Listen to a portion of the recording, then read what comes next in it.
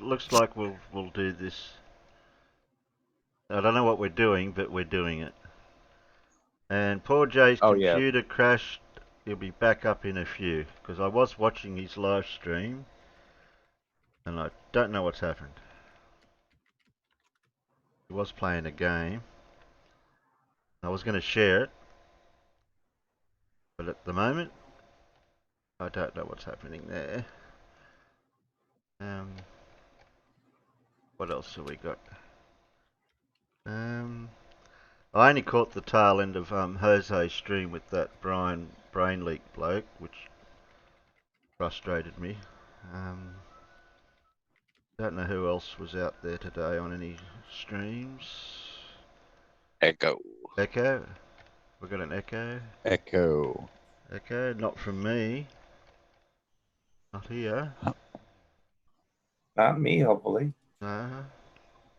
No one's in Discord open mic. Not I know of. No one's that's here, that is. No, not from Discord. Okay. I'm not getting an echo on my end. I'm not either. Nor am I. No, sounds good to me. Okay.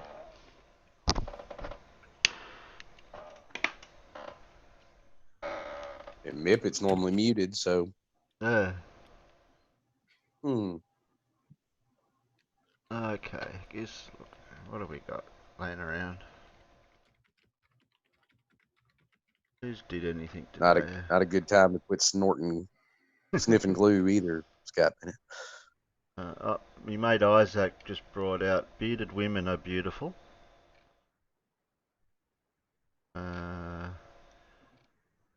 That might show that later. Alan did a sunrise.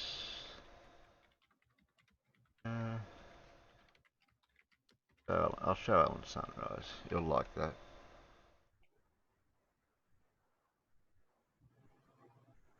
Alan's it's got a timer. What do you got a timer for, Alan?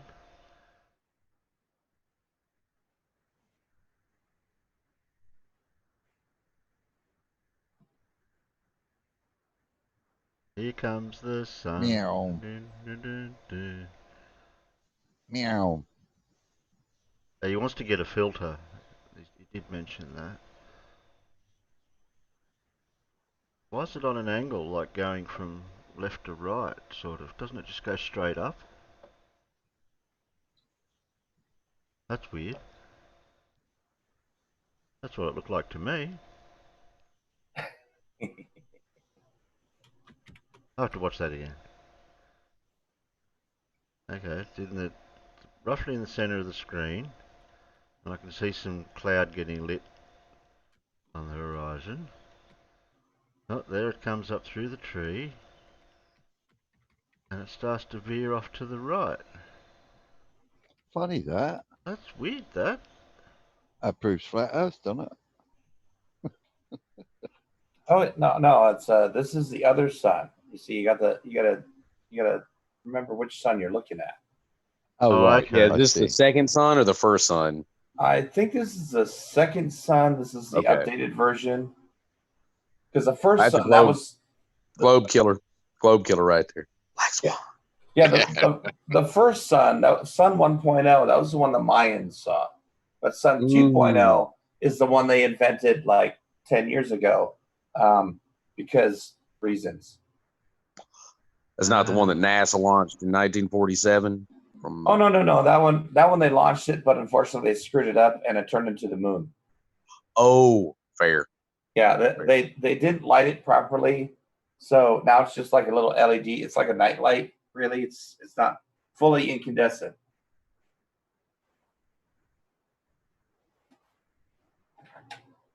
Well, nothing's happening over on your stream at the moment, Jay. It's got a pause thing and it's buffering, so I don't know what's happened on your end.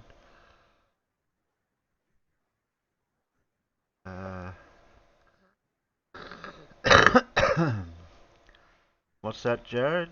Guess who's deemed as an essential service provider in mass? LOL. Oh, to do with essential services, like you're a business or whatever, if you're you're an important business or not. You can stay open.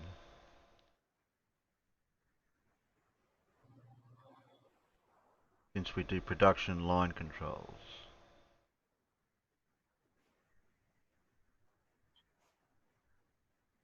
But what about the other problem with the social distancing, they call it, in your workplace? I just call that what I normally do.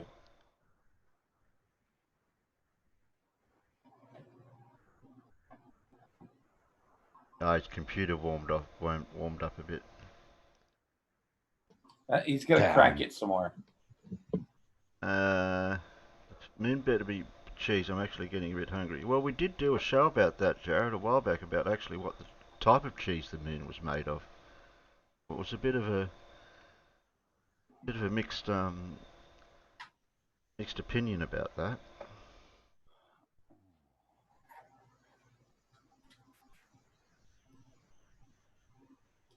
Okay. Oh, we'll let Joe go for now because we don't know what's happening with him.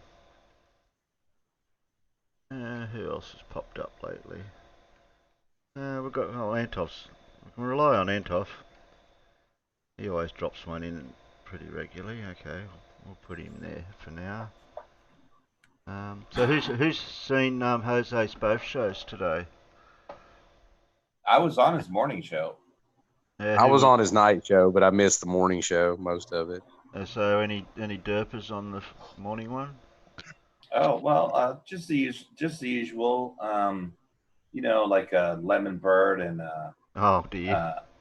and Montreal, who came in. Well, no, Montreal just wanted to be a keyboard warrior. He was too afraid to jump on live with me. Ah.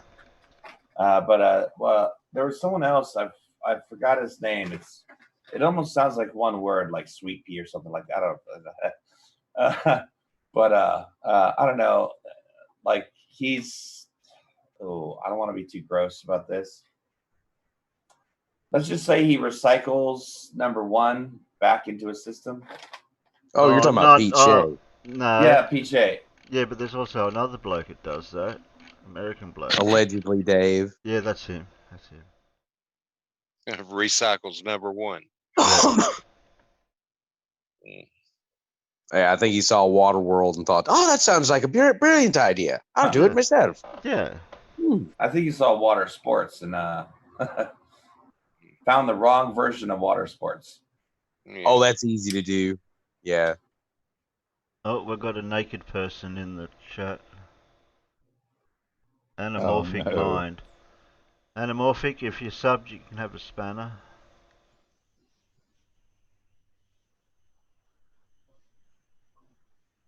A rocket scientist. Oh, you come over from Jay's NA. Yeah, I was just over at Jay's because he's getting that sorted. We'll wait for that. Who else have we got out there?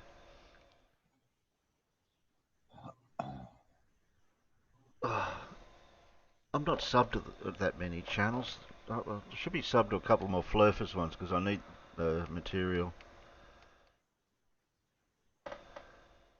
Plain Truth had something going this morning, and the Australian Aaron Armstrong, he was on there, and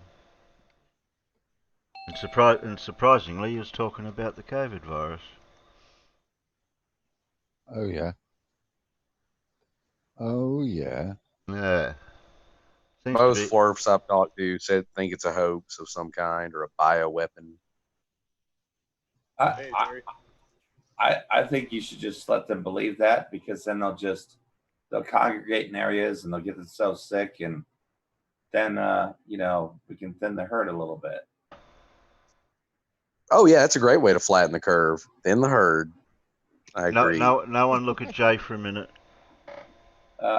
Too bad I already looked. Oh, okay. Oh, it burns. Oh, it burns. Oh, I need eye bleach. Not much to see though.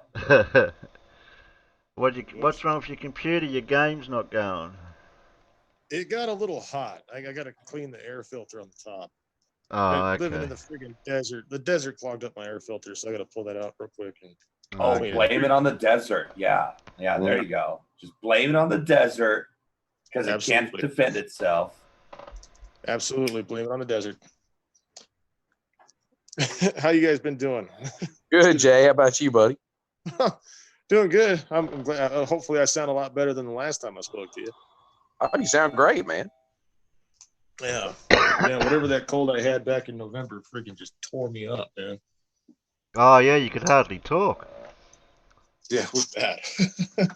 I went through a round of that too, where I completely lost my voice, and the internet rejoiced. Well, as did we all, of course. Yeah. It wasn't a fun round with that cold, man. It was bad. I could barely breathe in some cases. You know, Could have been patient zero there, buddy. yeah, you know, he got it before I did. So, I was reading off the symptoms to it, right? Not too long ago. Yeah, I was like, every single one of these symptoms is exactly what I experienced. And I went and talked to a doctor about it. They're like, well, if you're fine now, there's no point in testing you for it because you just show up negative. I was like, okay. See ya. Yeah. no, it was a secret plot just to try to kill you, really. A way to give it away, Phil. Oh, did I say that out loud? Yes. Thanks, man. Thanks. Oh, darn! It's like You'll when I appreciate type it. out loud. Just grabbing another beer, going back outside. So, dude, it's like it's freaking dead ass quiet where I live right now. I mean, you can't hear shit. Yeah, It's awesome. I'm officially on lockdown here, up here in Pacific Northwest, and wow, I've actually heard silence. Like, Yeah, creepy normally I hear a silence. bunch of police sirens behind you, Phil, and I think, hey, is he in my apartment? Oh, those are ambulances. Actually, I live in the hospital district, so Ah, okay. if I stood on the roof, I could throw a rock right into someone's room, I guess. I could do that here in the front yard. Just chuck a rock. Are at someone's you window across the guesstimating street. that's what had happened, or you've already tested it? No comment. I don't want to discriminate myself. Okay, so we're not exactly in lockdown here in the Southwest in Albuquerque. Not yet, but they did issue a stay-at-home order. And, of course, people are going to violate the order and go about their regular doing whatever. I don't know why, because nothing is open. And yet I'm seeing a bajillion cars driving around all day. Like, what the hell? Is it just bored, sit in the house, jump in the little bubble of your car, go drive around? Nah, they're searching for toilet paper. That's it. Is what Yep. they're doing. They're on the prowl. The mass toilet paper migration of 2020. Yep. It'd be like the 1930s Dust Bowl. Yeah. Can't get it in one town, you got to drive to the next town to look for it. Yep. No, guys. Plague of locusts. No, I can't figure that breaking out. news. Breaking news. If you have more than 20 rolls of toilet paper in your house, it manifests into COVID-19. Oh, So if you hoard it, it will assemble and turn into COVID-19. So you are actually killing yourself. Can we start a rumor? Can we start a rumor that like all toilet paper sold in the United States came from China? Yeah, like you're saying, Phil, just to get people to not buy it. Yeah. Well, you're not supposed to tell them why we're doing it. Well, they're not listening. My theory is, if you've all seen Battlestar Galactica, how the Cylons put the technology and the chips to wipe them out, the Chinese put the COVID in all the toilet paper. This is how they're going to take over the world. Yes. Oh, Jesus. By the way, hello, everyone. The only way I can stop getting timed out by Terry is coming in and talk. I come in and say hello, I get timed out. I come in and use the number 4. I'll say it 4. I didn't type it. I extolled the greatest gratitude to Terry, and I got timed out. See, he's got it in my head. I actually froze when I almost said the number. That's the programming he's got within me right now. Like a Pavlovian response. you're all- I'm not going to Yeah, say I actually that. felt myself freeze. Like, what the hell am I doing? You're all being indoctrinated and you don't even know it. Yeah. Oh, Jesus Terry. Mind control right here. Yeah. Maoist brainwasher, you.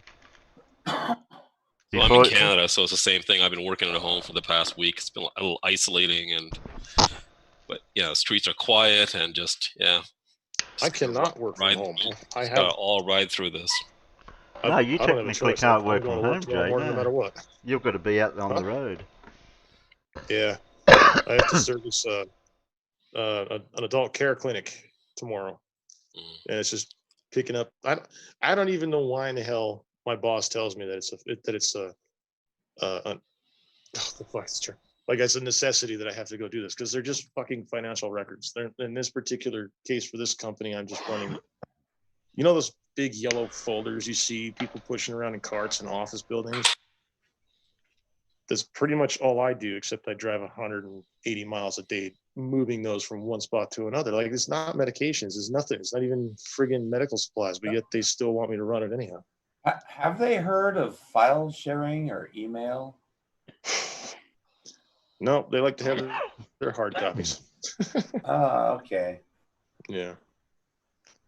But These are probably the people that they say, I'm gonna fax you this, but fax it back because that's my only copy. that's a good hard copy. Fax it to them, have them sign it, fax it back. Hey, there's a signature on paper. I mean, last I checked, fax machines still work, right? Yeah, I almost forgot what fax machines were once I found email, but apparently some people still use this ancient technology. The last fax machine I saw, I swear to God, there were these strange hieroglyphics on it. I think they were Aztec or something. Actually, the real estate industry still uses it because when you make a deal on a house or an offer, you fax it. A lot of them still do. Yeah, a lot of car dealerships still use faxes, pharmacies, doctors' offices. Yep. They could save themselves some paper if they were to just scan it and email it. Well, you'd think. That'd be using modern technology. Is that allowed? No, obviously not. Do you guys remember those vacuum tubes at the banks before you could deposit money into your account via the ATM? You pull up to the tube, and it gives you a little thing. There's a couple banks left around that still have them, but the first time I saw that, I thought that was the coolest thing, and I was just a little kid. Those are obviously cool. Boom, there it's gone. So I used to live in Berlin before I came back to Canada a year ago, and they actually had the same type of thing within the city itself, not just within the building, but across the city. Holy They had shit. I didn't know this. I went on the underground bunker tour one time, and the guide was telling us, and he showed a little diagram of the map. Yeah, you could actually send this from one end of this. It wasn't a huge city at the time, but one end of the city to the other. Obviously, when it got bombed, all that system got destroyed. But it was still cool to discover that. That's pretty tight, man. That's awesome. That's much better than the postal service. Yeah. Hey, I'm gonna send a letter to Blue Marble Science across the nation. Put it in the container. Yeah, Blue. It'll be there in about maybe a couple minutes.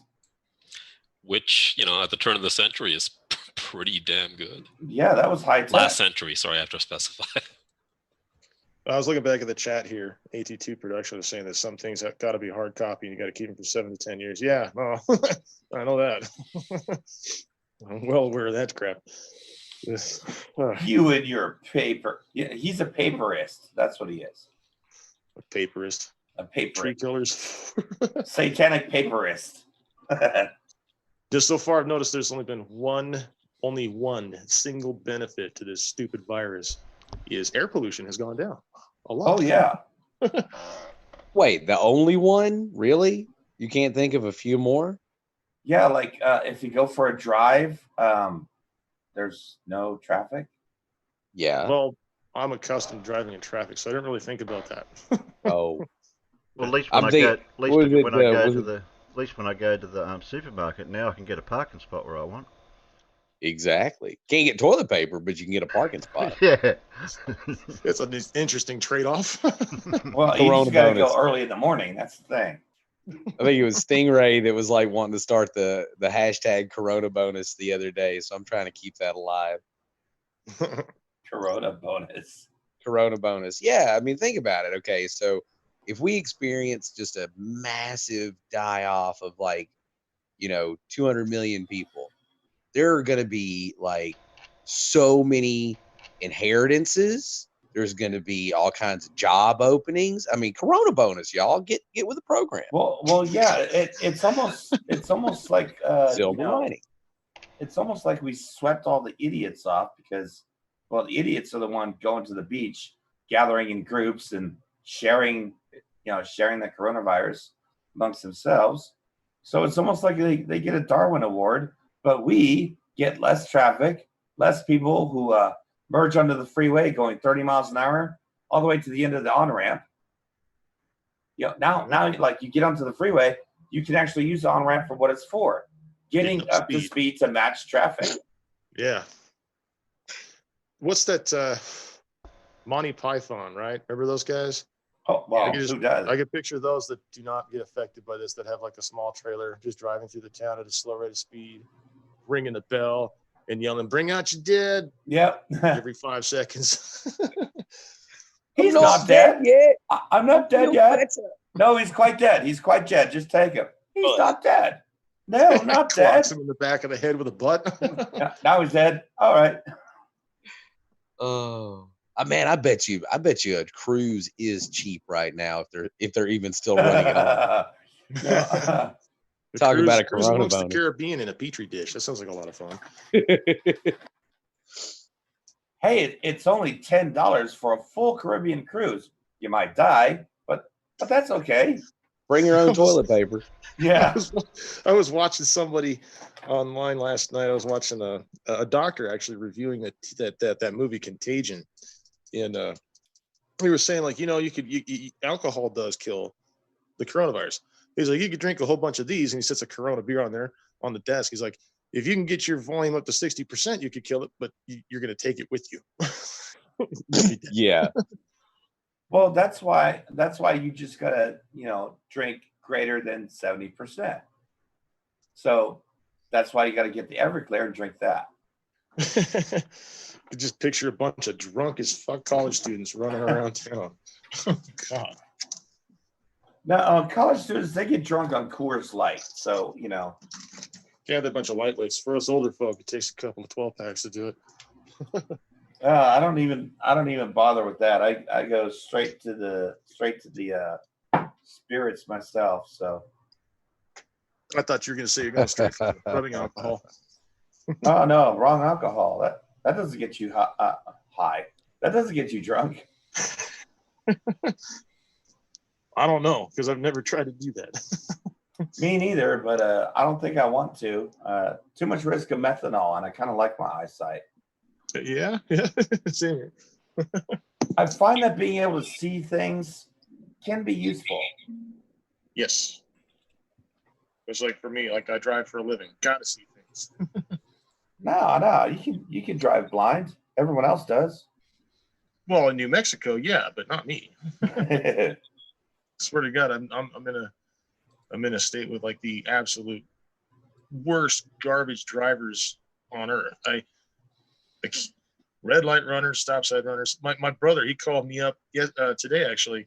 He's like, dude, you're never gonna believe what happened. I was like, what's up? He's like, some chick just ran a stop sign and looked at me, smiled and waved, and continued to drive by. Oh boy. I was like, well, it's a game. I swear to God, they like to play a game with the red light. I mean, if it's 4 a.m. and there's nobody around, yeah, I'll probably run a red light because I'm not going to sit there like an idiot waiting for the green light. There might be a camera there. You got to be careful. Yeah, As long as you come to a complete stop and then go, it won't take a picture of you. Those things are designed. They have like a sensor underneath the ground, like a metal detector. yeah, speed sensor. Yeah, you got to stop for a second and then continue on through, and it won't take a picture of you. I watched a couple of dudes in Corvettes do this on one of our highways here, and I was like, "What the hell? It didn't take a picture." And that's when I learned. Oh yeah, come to a stop, then go. You're good. Well, you can also just cover up your license plates too. But no, probably not, because eventually someone's going to pull you over for that. Yeah, you can stop that. No, but a lot of places they don't have those lights. Like I used to drive as a courier, and like a lot of the places I go, like they didn't have red light cameras a lot, especially not back then. But yeah, it'd be like, yeah, it's pretty freaking late. I can see a mile to the left, a mile to the right, a mile behind, and a mile in front of me. Why in the hell am I going to wait for a red light? Good point. Unless someone's like going to Back to the Future and broadside me, I think I'm going to be fine. or like that movie, what was it? Once Upon a Time in Mexico. Yeah, he pulls up to a stop sign. He looks both ways. There's nobody there. Goes to pull through, and like this weird road construction truck comes flying through and almost creams him.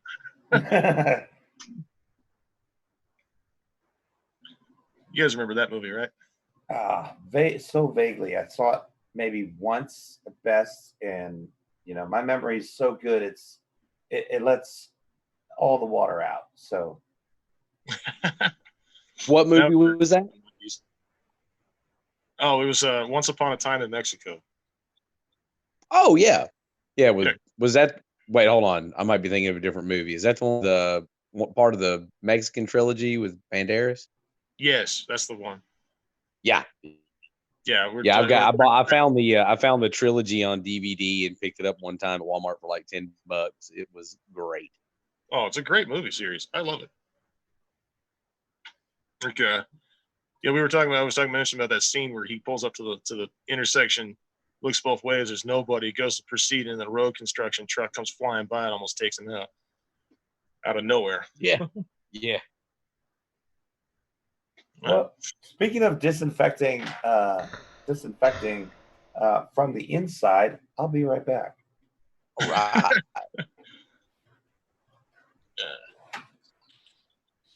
Yeah. Okay, anything's toilet paper if you're brave enough. Barrel cactus. There you go. Have some fun with that one. It's kind of like anything's edible once if you're brave enough. Oh. I'm telling you, people, if you would just listen to me and drink a great glass of Metamucil before you go to bed every night, you'll use a whole lot less toilet paper. Just saying. That's like telling people to drink it to eat about 10 MREs before they go to bed. Not just a single glass of Metamucil. It's not that hard. See, was it you've had MREs, haven't you? Oh yeah. Oh, I fucking love MREs. They taste good. No, the new ones are really good. The nickname that I had for them was meals that refuse to exit. Yeah, that's why they put the Tabasco sauce in there. Really, you drink that after eating the MRE, and everything comes out just. There's no problems afterwards. Exactly. A little burning sensation, but other than that, you'll be fine. Whoa, burning sensation. What did I come back to? You might want to talk to your doctor. Oh, I hope not. Well, there was one that I had that I remember my papa had all these old ones from like the Korean War era, and me and my brothers used to get into them when we were kids. And there was one that I think we all liked better than Chef Boyardee. It was like their beefaroni or something. Yeah, it's pretty sad when you like the MRE better than something you buy at the store. Or when the generic brand is better than the name brand. Holy crap, man. You're just cycling through those too fast. Can't read them that quick, man. I was trying to find some better ones. People hoarding toilet paper don't make any sense to me in a case of like this, like this pandemic, where it's like one would think when shit goes downhill like it has, you would go out and buy a bunch of food to stay alive. Instead, they bought a ton of toilet paper. It's like, okay, you got toilet paper, but if you don't have food, you're not going to be able to use like toilet paper. You're just going to wither away to end up looking like Skeletor and eventually die. Well, it's lots of fiber, though. Maybe, yeah, I was going to say maybe they're eating the toilet paper. Oh, God, no. Well, we were Well, at shops on. there was this show on I don't know, Discovery Channel or Science Channel a few years ago. It was Strange Addictions. Strange Addictions. Yeah, you remember the lady that would sit in the movie theater and eat toilet paper like it was way popcorn? ahead of you. Yep. Yeah, that was bad. I saw that. I saw one of those episodes where there was a lady addicted to eating drywall. That threw me off. I remember that one too. Yeah. It's like, how do you eat drywall? I didn't know that it was even edible. Patience? I don't know. With a little bit of ketchup, I guess. Ketchup. That image there is almost the same as at Coles and Woolies yesterday. Was it yesterday or the day before? Tin foods, peanut butter, all that type of foods. The shelves are just empty of that sort of stuff. Pastas, all that sort of stuff.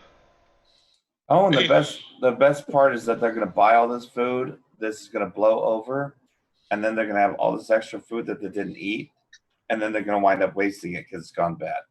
Well, if it's in tins, it's okay. Oh, well, yeah, but I'm talking about other stuff like pasta and pasta sauce. I'm going to last so long. Hey, Terry, question for you. Can I drop a few images for you to share? This is of the Walmart in my town. Walmart? This is my Walmart, and I'm going to drop them on I guess I'll send it a private message to you, Terry, so you can get it, so it doesn't flood your primary. Anytime I think Walmart pictures, I just think of inappropriately dressed, overweight women. Well, that's sexist. There's also inappropriately dressed, overweight men too. Oh, well, that too, but I saw a dude in one of those people of Walmart.com pictures. He was just wearing a thong. Yeah, I definitely think there should be a size limit to what they make in spandex. Oh wow. Yeah, this looks like a zombie apocalypse right there. There you go, Terry. So what was on that shelf? Right. The one there. Go slow through these. Okay, so that first image right there, the top picture is my son walking through the aisle, and in the bottom picture, this is actually kind of heartbreaking. In the bottom half of that picture, so yeah, that's my son. He's 10, and then down here is if you look at the lower left corner, that's my daughter looking at this empty meat rack all the way across. Yeah. Oh wow. Yeah. There's literally the lunch meat rack and cheeses and so on, all the way down through the eggs. And Terry, you keep going through, you'll see there's more, man. It's unbelievable. I've been avoiding Walmart since all this started. That's our main grocery store here where I live. We have Walmart and Smith's and Albertsons, and Smith's and Albertsons, they go quick, and then Walmart's the largest one we have. I've been avoiding Walmart since they were Walmart. Fair. I don't know. We have a weird setup here in Tuscaloosa where we're basically two cities divided by a river, but it's basically the same city. And across the river in Northport, there's a Publix that I guess is some kind of secret. I don't know. Maybe it won't be now that I've said this out loud, but it has everything except toilet paper. I mean, it was, I went in there the other night and it was stocked, completely stocked, but not a single roll of toilet paper. I don't understand how. This photo that you brought up, Terry, of all the trucks, all those trailers, all those trucks, they're empty. Those guys are just sitting on their 10-hour reset before they go back to wherever to load up and come back again. Now there's, in that photo, to the right of the car is 3 trucks that are on the dock. And I talked to one of the truck drivers that had just bumped the dock. And I asked him how things were going at the distribution center, because we have one that's about a 45-minute drive from this location. And he said, he looked at me and my wife, he's like, take what you need, not what you want, because we're running out just as much as these stores are. He was having a hard time keeping up. Well, the worst part of all this is these panic buyers who are who think it's the end of the world, so they're going to stock up and stuff. They're taking all the stuff from the people who actually need it. So those people are being forced into panic buying to get ahead of the panic buyers. Right. Now, back in December, early December, when I started hearing about the reports of this coronavirus out of Wuhan, I was driving along with my wife, and I said, you know what? I was like, we need to start buying up some canned goods and some water and so on, just a little bit here and there as time progresses. Not a ton, like leave some behind for everybody else to get too. And thank God we did, man, because right now I got 2 shelves worth in my kitchen. And this night, the night that I took these photographs, I'm not used to seeing stuff like this. I'm pretty sure people on the East Coast that are used to this with hurricanes and or tornadoes or earthquakes, whatever, on the coastlines, they're used to this. But I'm not used to seeing this at all. It just looks weird. And I am glad that I had mentioned back in December to start picking up some canned goods every time we go to the store. So funny you should say that, because I remember back in 2011 when we had all those tornadoes roll through Emma, and all the local grocery stores except one had their power knocked out, and it just so happened to be in my neighborhood. It was right around behind my house.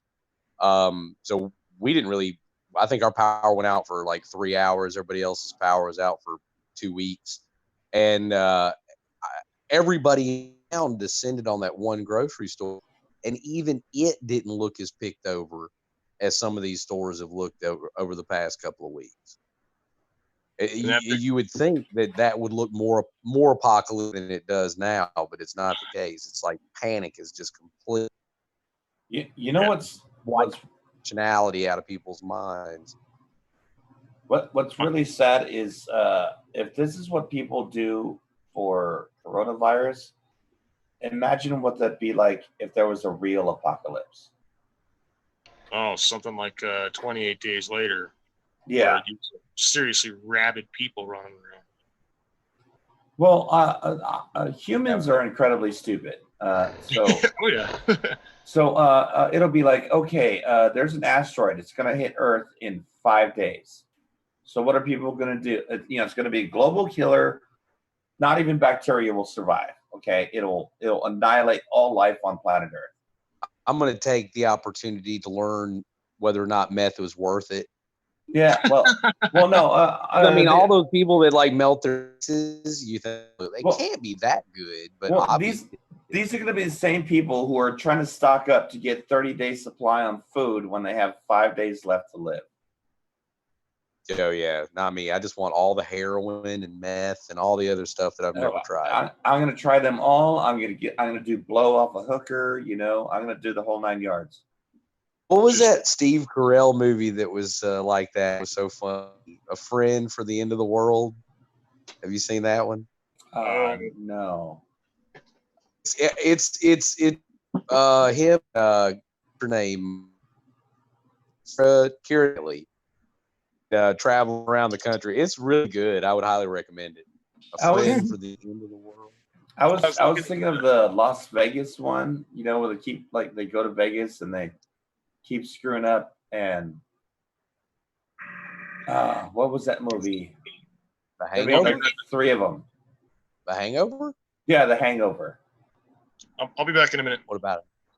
Okay. Oh well, I was just thinking that I'm gonna do that, and I'm gonna do what's the other movie where Johnny Depp goes? Roofie yourself? That's an odd choice. I would not roofie myself. Well, no, I wouldn't roofie myself because then I'd miss all the fun. It's just like, idiots who let's go to a concert and let's try chloroform at the concert. Yeah, that did a lot of good. But just that mixed, The Hangover mixed with Leaving Las Vegas mixed with what's that Johnny Depp movie where he did he had a whole bunch of drugs and just did them all. That was also That was also Fear and Loathing in Las Vegas. Fear and Loathing in Las Vegas. You got a definite Las Vegas theme going on with your End of the World. Well, why not? Why not? Right? Seems fun. I mean, Well, I could go hiking the Olympic mountain range, but somehow that doesn't sound as appealing for the end of the world.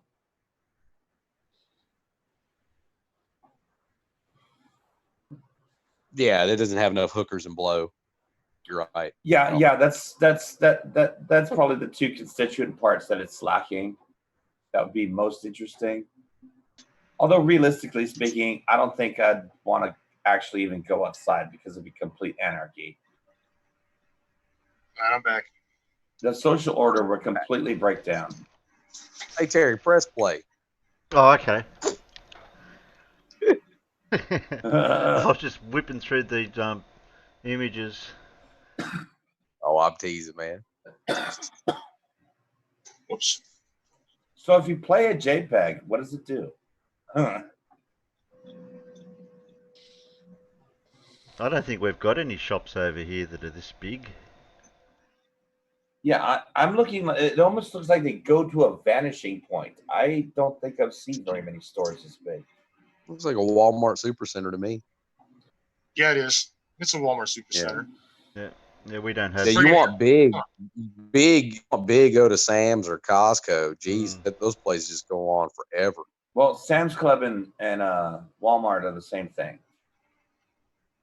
Yeah, basically, yeah. You got to have a membership. Sam's Club. No, they're literally the same company.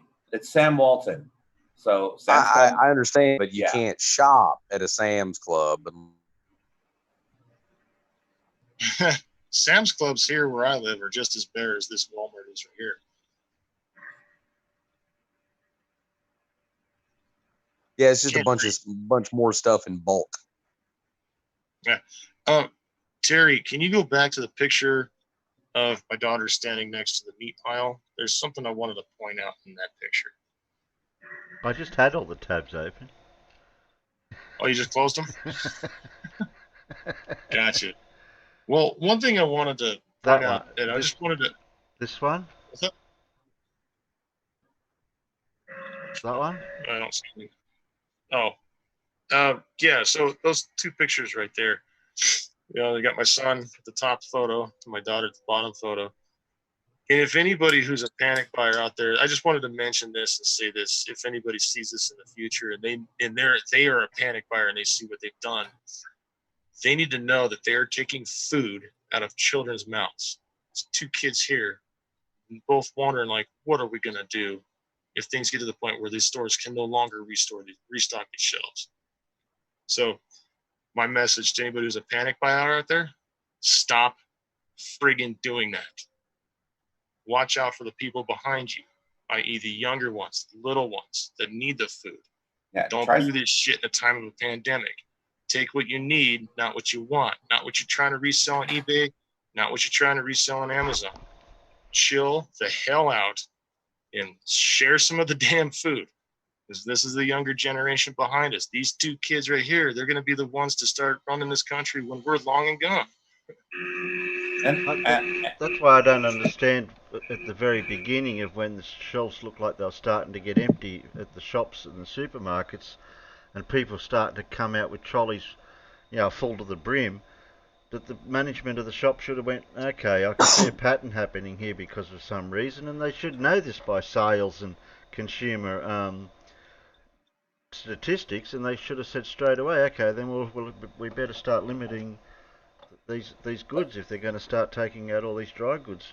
They should have started limiting this as soon as they saw this trend start. And that's been my biggest complaint is, like, why didn't they kind of nip it in the bud and put a 2-item limit on everything to begin with, and that way you wouldn't have had this. But also there's those people where I can only buy 2 or 3 at a time, so I'm going to go buy that, then go put it in the car, then I'm going to come back, buy it again and again and again. Actually, a lot of unless you're paying cash, a lot of stores nowadays with their loyalty rewards memberships and things like that, Target especially can track this. Kroger does as well. They can actually tell who's buying what. And so if you walk in a couple minutes later and buy another couple rolls of toilet paper, it can actually reject you. Yeah. That's it. This whole panic buying thing is just beyond dipshittish. Like if you had paid, if some of these people would have paid attention to the news about what was going on in Wuhan before it even got this way, they would have known, like, okay, it's getting kind of nasty over there. Look at what's going on. And then go to the store and buy a little bit at a time each time they went to the store. Like we would go, my wife and I would go and buy what we needed right away for basic lunches, breakfast, lunch, and dinner. And then what I would do is I would buy 2 cans of each thing, 2 cans of beans, 2 cans of this, 2 cans of that, and then stash them each time, leaving plenty for others down the line to pick up too. Well, and then when I took these photos, hold on, the night I took these photos, I was at work until almost 9 o'clock at night. I was running my business, doing my thing, right? My wife called me, said, hey, this Walmart has got thousands of people in it. I told her, I was like, get out of that Walmart because that's how this virus spreads. You're like a buffet line to it. Get out, and we'll go back later in the evening when there's not a lot of people. Well, going yeah, to them. Yeah. And we're picking stuff up. We're getting stuff, and my wife, she goes to find some stuff. My son goes to find some stuff, and I'm on my own. I'm kind of looking around like, damn, I want to grab some stuff over here, but there's nothing here. I'm talking to myself out loud at this point. And this ignorant ass lady, she looks at me, she goes, well, that's not my fault. You didn't show up in time to pick up food. And I looked there and I was like, you know what? It's not my fault either. I was working, providing a living, trying to earn money to buy the stuff. That's why I'm here late at night. I was like, you people coming through here scraping everything clean, you're not thinking about those who work late at night to come in here and pick up food later on down the line. I wanted to slap her so goddamn bad. It was unbelievable. It's like, nobody thinks about somebody who's behind them. I was hanging out on Casual Spaceman's hangout one night just a few days ago, and I think it was Heat Shield had to call the cops on a lady who attacked him at a grocery store because he found the last roll. It wasn't toilet paper. It was like a roll of paper towels that was on the top shelf, and he's a pretty tall guy. So he saw it and grabbed it, and this lady yells, he found one, and just charged him. He said, "Oh my God!" Her arms were just flailing at him, and all he could think to do was just throw up an arm to block, And then the next thing he knew, he went, "Crap! I've made physical contact with this lady. I better call the cops." Well, that's the funny thing is like paper towels. What do you need that to do? Wipe down your counters. They have these things called rags. Yeah, and soap. Yeah, I don't use I use maybe 2 rolls of paper towels a year because I have these wonderful things called dish rags. And you know what the bonus is that once they're dirty, you just wash them and reuse them. Same here. Amen. But yeah, to your point, people crowding the stores. So basically they all get into a confined area to share the coronavirus while they're looting the store. I call them looters who pay, right? Yep. So they loot the store, and then now little old me comes along, and I'm just like, okay, well, it's been a couple months since I bought toilet paper. I should probably get some, and the shelves are bare. But they tell me, because they know me at the store, they're like, actually, we're getting some in tomorrow. And like, oh, well, I had to do some black ops, Splinter Cell stuff to get to the store early so I could at least just get what I want for the next couple months, just to avoid the hoarders. Yeah. I've been going in the evenings because that's the only time I have is to go in the evenings. And when I go in, I just grab a couple cans here and there, a couple of things of cheese or a couple things of meat. But as of late, it's getting thinner and thinner and thinner. Even though the stores are closing now at 8 o'clock in the evening to restock their shelves and get the supplies in from the distribution center, by the time I get there, because I work all day long and halfway through the night, it's very shit for me to pick up but a couple of canned goods. Yeah, I saw a video earlier today. No, it was yesterday about some Trump-loving idiot woman who literally went to a Dollar Tree and bought all of their stock, bought everything, just all at once. Just bought it all at once, loaded up her pickup truck with a friend, blah, blah, blah. And it's like, hello, red flag. She's probably going to resell that stuff. And she didn't care about anybody else behind her. No.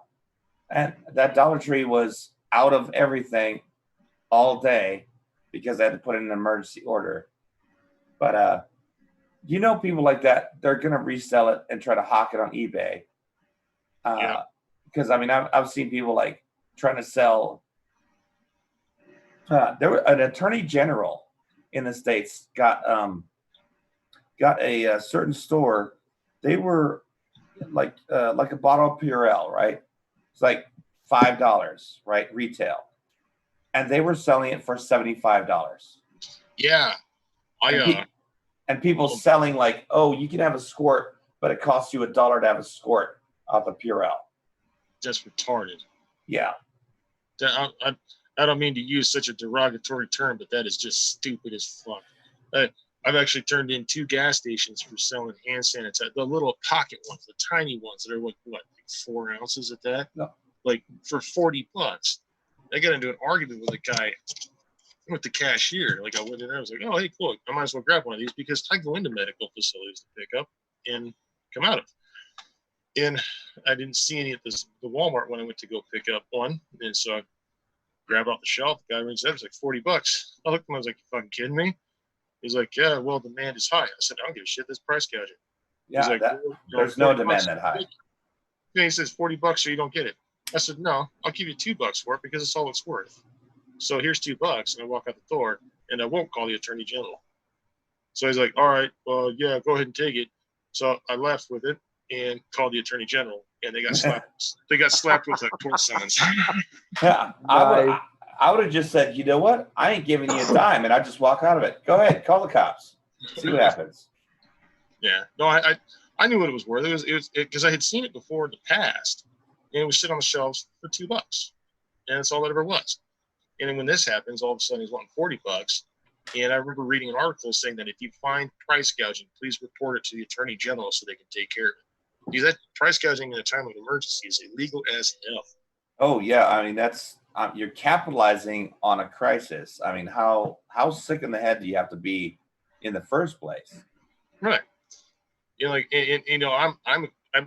running as a courier myself out here, and a lot of times I'm thinking like, I don't want to charge people for running this anymore, but I still have to I still got to pay the bills.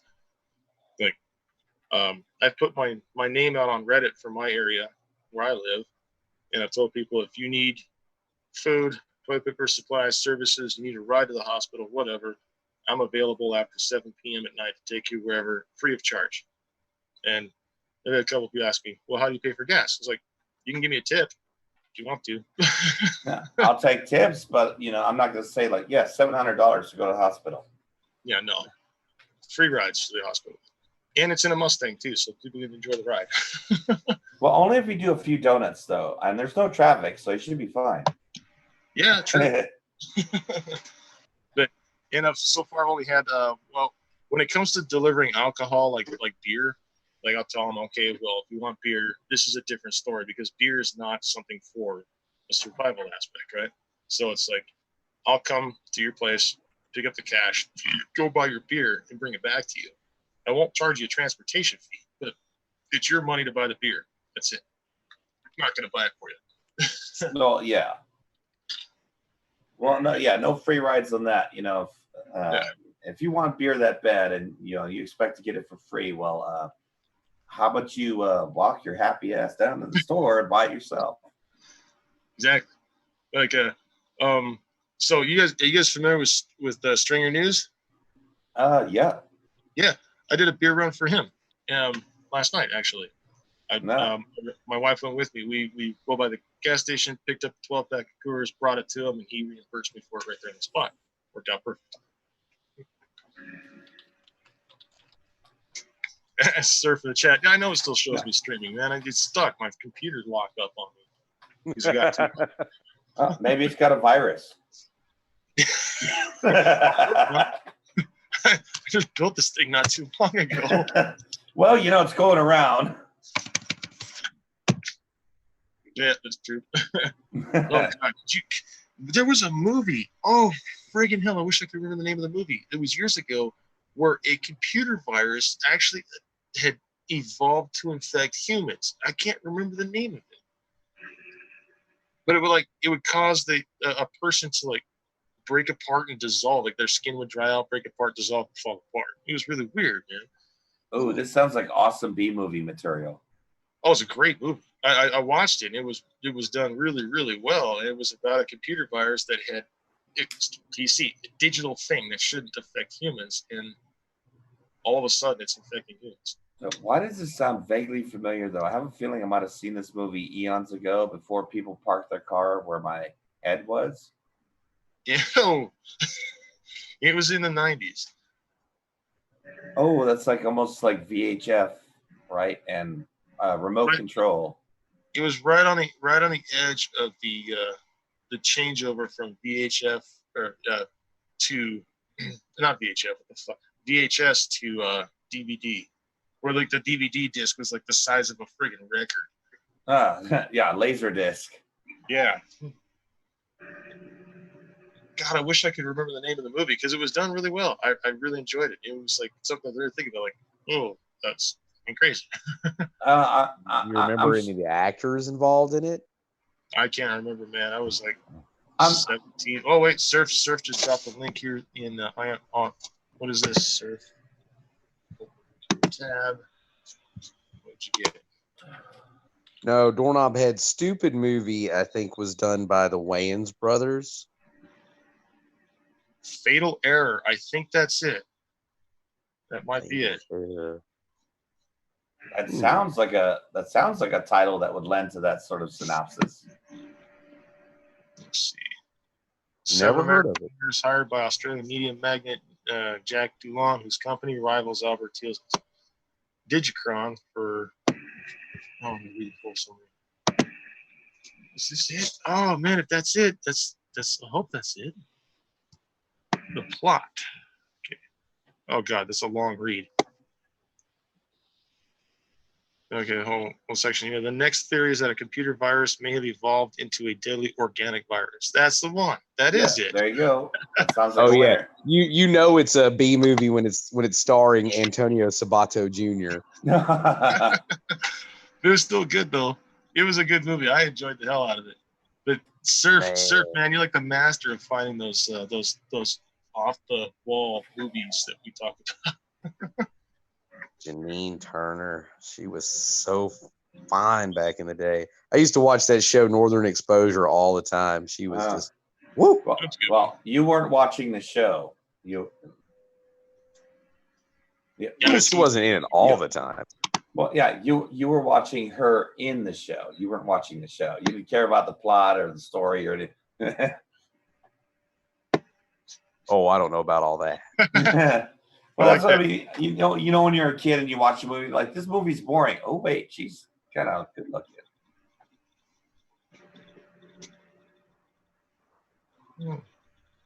I have to watch this again. I enjoyed it back then. I have to watch it again. Well, I could potentially find that. Oh yeah, it was in a Pauly Shore. There's so many certain websites you can go to watch whatever movie you want. That's cool, man. Yeah, I believe that was the show with the moose. Northern Exposure. Oh yeah. Yeah. Or Northern Exposure. Anyone ever watch Twin Peaks? Oh yeah. I did. Did you watch the TV series or the movie or both? Both. I was gosh, like 10, I think, when that show first came out. But yeah, I went back and watched it all a few years after that. You know, that was I used to live right about where that was filmed. Oh, neat. I mean, some was in Vancouver, but some was in Fremont in Seattle. See, the first movie I was close to while they were filming was Universal Soldier. The first one was filmed in Arizona,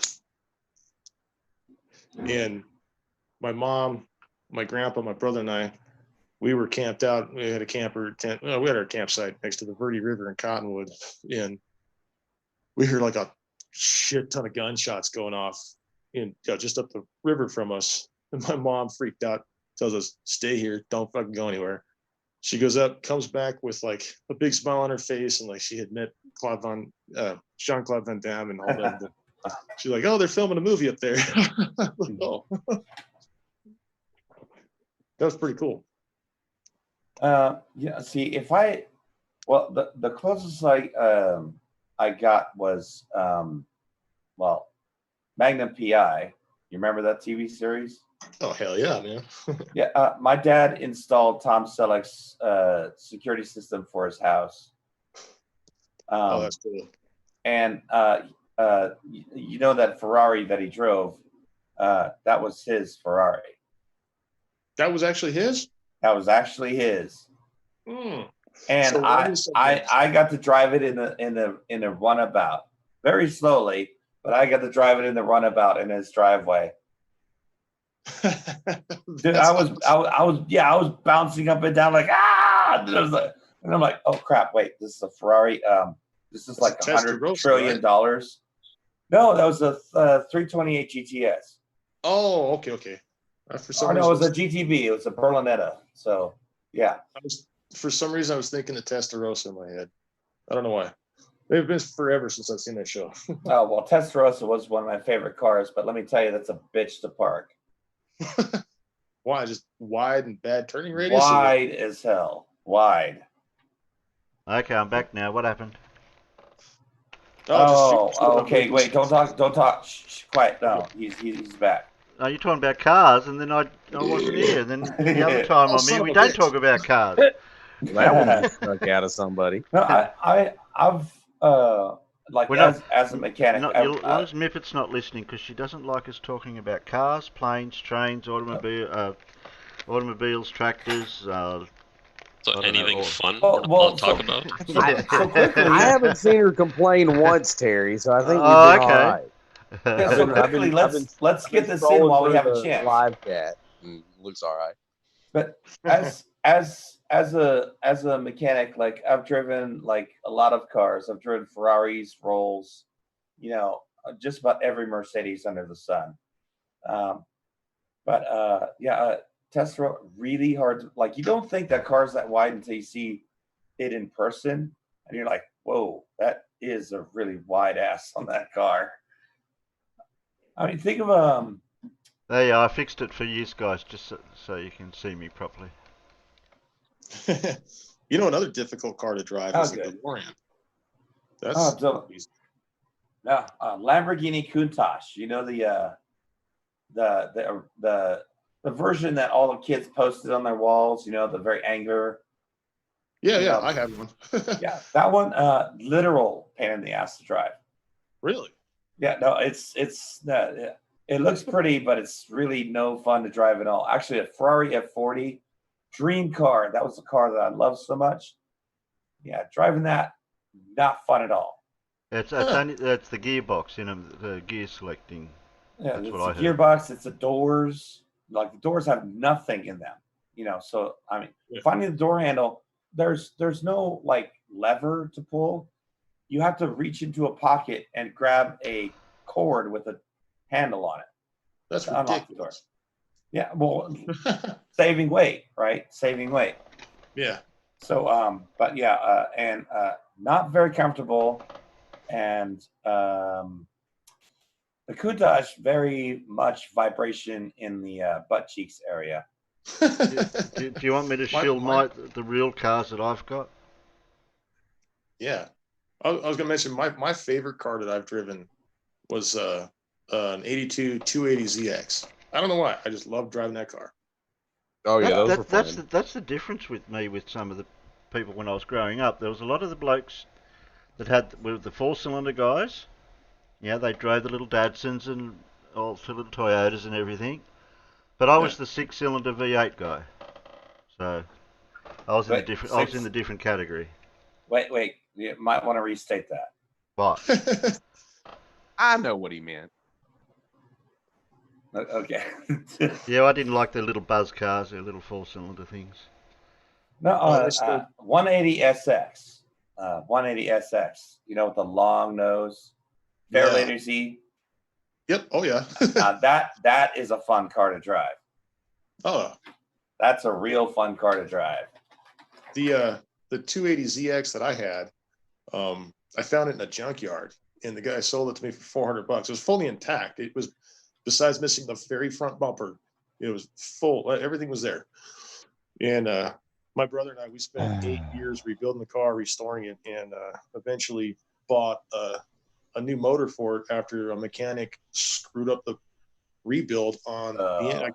I paid this guy $2,000 to do some body work, repaint the car, because I couldn't do it in an apartment complex. So we made friends with this mechanic. He had his own shop. We paid him about $2,000 to do some paint work, body work, and rebuild the motor because it needed it. It had like 250 quadrillion miles on it. It had a lot on it, right? It went to the moon. Yeah, and back several times. Yeah. So I get the car back, and it runs like absolute shit. And it's smoking, it has no power, and it's consuming more oil than it did fuel. So I went back to the guy and I was like, dude, what's going on with my engine? I asked it, I paid you to rebuild it, and it runs worse than what it did with the several 100,000 miles on it. And he tells me he put in low compression piston rings to get it ready for a turbo. And I told him, I was like, well, what the fuck is that? Like, I didn't pay for that. I didn't ask for a turbo. I didn't ask for any kind of performance build. I wanted it to be the original car. I've never heard of low compression piston rings. I've heard of low compression pistons, like a dish top or something like that. But like, did he change your blinker fluid too? yes, so because the blinkers stopped working when I got the car back. Oh, funny that. It went from, so before I had the guy do any work on the car, there was a dyno day with the car club racing Southwest down here. I take my car there. Some of my friends are like, oh, your car's old. It's got a lot of mileage on it. Your horsepower is probably like 100. Well, it clocked in on the dyno at 198 horsepower at the top end. I was like, that's pretty good for an old motor. But I still wanted to rebuild it anyway, just because it was old. Should have left it. Should have let it still go and just like let it live out its life.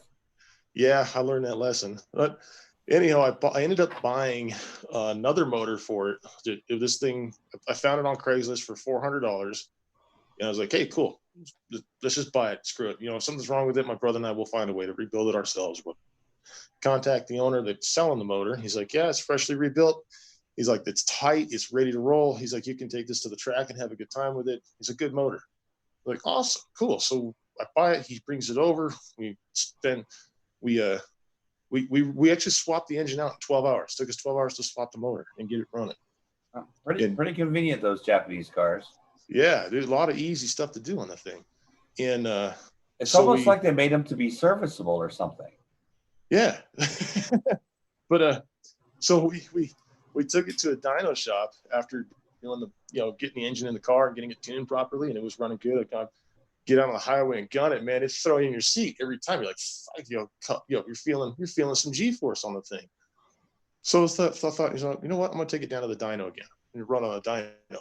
Put it on the dyno, and it ran 225 horsepower. And I'm like, okay, I'm good with this motor. Yeah, sweet. Leave that there. I'll just keep this one. Yeah, I was totally happy with this engine. And then 6 months later, it got stolen. Oh, you know what makes me sick? See, I had are you familiar with a Datsun 810? Yeah. I had a mint condition Datsun 810. Never resprayed, never dinged, never dented. This car did not make contact with anything but a soft, like rabbit skin rag, right? Mm-hmm. And it got the inline 6, Z motor in it, and had an automatic. Okay, fine. But the only problem with it was that it had a blown universal, and on that car, it has a split drive shaft, so there's 3 universals, right? But one of the universal and the center bearing were shot. So I'm driving this car home, and it's like, I can just feel this engine just wants me to push it down. But I know if I gun it, I'm gonna drop the drive shaft. Not something I want to do, So I get it back. It's like, okay, I'm gonna get the new universal, and like didn't get a chance to drive it. And the cops come along and they marked the car abandoned. I just parked it there 4 hours ago. Oh, damn. Right. So I'm like, okay, it's a 24-hour notice. Well, I'll just get some stuff out of the trunk, and whatever. Like the interior was beautiful, like redone. It wasn't original, but it was redone very nicely. Like it looked clean, beautiful, perfect. Someone took their time. Yeah, someone took their time to love this car. Like, okay, the engine bay, right? Clean. Wow. Clean. Like you could eat off of it. I looked under the car, everything clean except for where the center bearing just sort of crapped all over everything, right? Because the grease got out. Yeah. But aside from that, clean. All clean undercarriage, everything. I was like, wow, somebody loved this car. Now I'm going to love it too. And I happen to have a Datsun 510, which is getting on in years, where I could convert that 810 to a single, to a one-piece shaft, and I wouldn't even have to change a thing. All I'd have to do is just drop the old drive shaft and drop that one piece right back in. So I can eliminate that center bearing thing. 4-wheel independent suspension. Wow, this is awesome. So I cleared out the trunk. Next morning, it's gone. Oh. I called it up. They towed it as an abandoned vehicle. Fucking bastards. And you know what? See, I hadn't even got the registration straight on it yet, so I couldn't get it back. Oh, man. So the state literally stole the car from me. That sucks. Yeah, it sucks really bad. I had that car for a day. I still miss that car. Jesus. I really wanted like with it all fixed up, I really wanted to just go take it to the track, just give it a couple rounds, run it through some paces, clean out the engine because it might have been grandma driven. Put a little carbon out, open it up, No, never got the fucking chance. I was so pissed. I was like, no, I just bought that car. Bam, bill of sale. Nope. It no registration got through with that car. So I'm thinking it was a trailer queen. Nobody registered it, and they sold it to me. And I thought I had it straight, and I didn't. I was so mad. Oh my god, I was so mad. Oh, I'd be pissed too, man. Well, so you know what I did with my Datsun 510? I knocked over a few street signs. About $12,000 worth, which is about what that car was worth. Okay, make it worth it. Well, hey, they stole from me. Well, I'm gonna give them a headache too. There you go. The worst part is, I'd knock down the signs, and then I'd steal them. So I had a few stop signs and no parking signs, mostly stop signs, really. Yeah. So a little civil disobedience for revenge for stealing my car. And nobody saw me do it. Nobody saw me do it. That was the funny part. I had a friend of mine one year back in like '98. He got drunk as hell at a party. Got pissed at his dad for some reason. I don't know why. This always starts good. And then he decides to storm out of the house, drunk as hell. And I follow him. I'm like, dude, get back in the house, man, because you're only 20 years old. You got to get back inside, dude. So you're gonna get in trouble for drinking underage. He grabs a stop sign by hand, tweaks it back a bunch of times, and he rips the damn thing out of the ground by hand, and then just takes it back and throws it in the back of my truck. I'm like, no, I'll just be having this now. He was like, I'm taking this shit. He just took the stop sign. I don't know. It takes a certain person with a certain amount of strength to rip a stop sign out of the ground by hand. Yeah. Well, also poor installation too. They Oh, that probably was- just drove it down there in a little concrete. Did it have a concrete ball on the end of it? Oh, it had a concrete stump like you wouldn't believe, man. Yeah, but it's probably all loose dirt. So something like that, you can shake them loose. Terry, there's a picture of my 280ZX that I had Oh, I thought after I we got kept. done cleaning it up. If that's the same one, I've probably lost it. Okay, I'll grab that again. Always There you go. losing pictures. I had the other ones of that one too. There was picture of two of them together. That'd be my brothers and mine. You're talking about the black and white one and the yellow one? Yeah, there was the yellow one and that one. Yeah, there was a. So when I had it, I had bought a bumper kit for it after a couple of years, and eventually just did a rattle can spray paint on the hood there, up across top, and the silver is. I got tired of it. And the other picture that I sent you with was black and white. That was after me getting on the mechanic about painting it entirely silver after I told the guy not to paint it silver. Yeah. It looks meaner that way. The way that picture looks better that one. So that particular paint style, where the stripes go up and then they split before the trunk lid and go down. One of my friends called it a devil's fork design. It's kind of looks like a not quite a trident, but you know what I mean. If you A bit, yeah. That figure the best way to find the center point on a car when you want to paint stripes is look at where the rear view mirror is mounted. Well, if it hasn't been re-glued. Right. Because if it's been re-glued, it's definitely not in the center. No, this was center. This was dead on.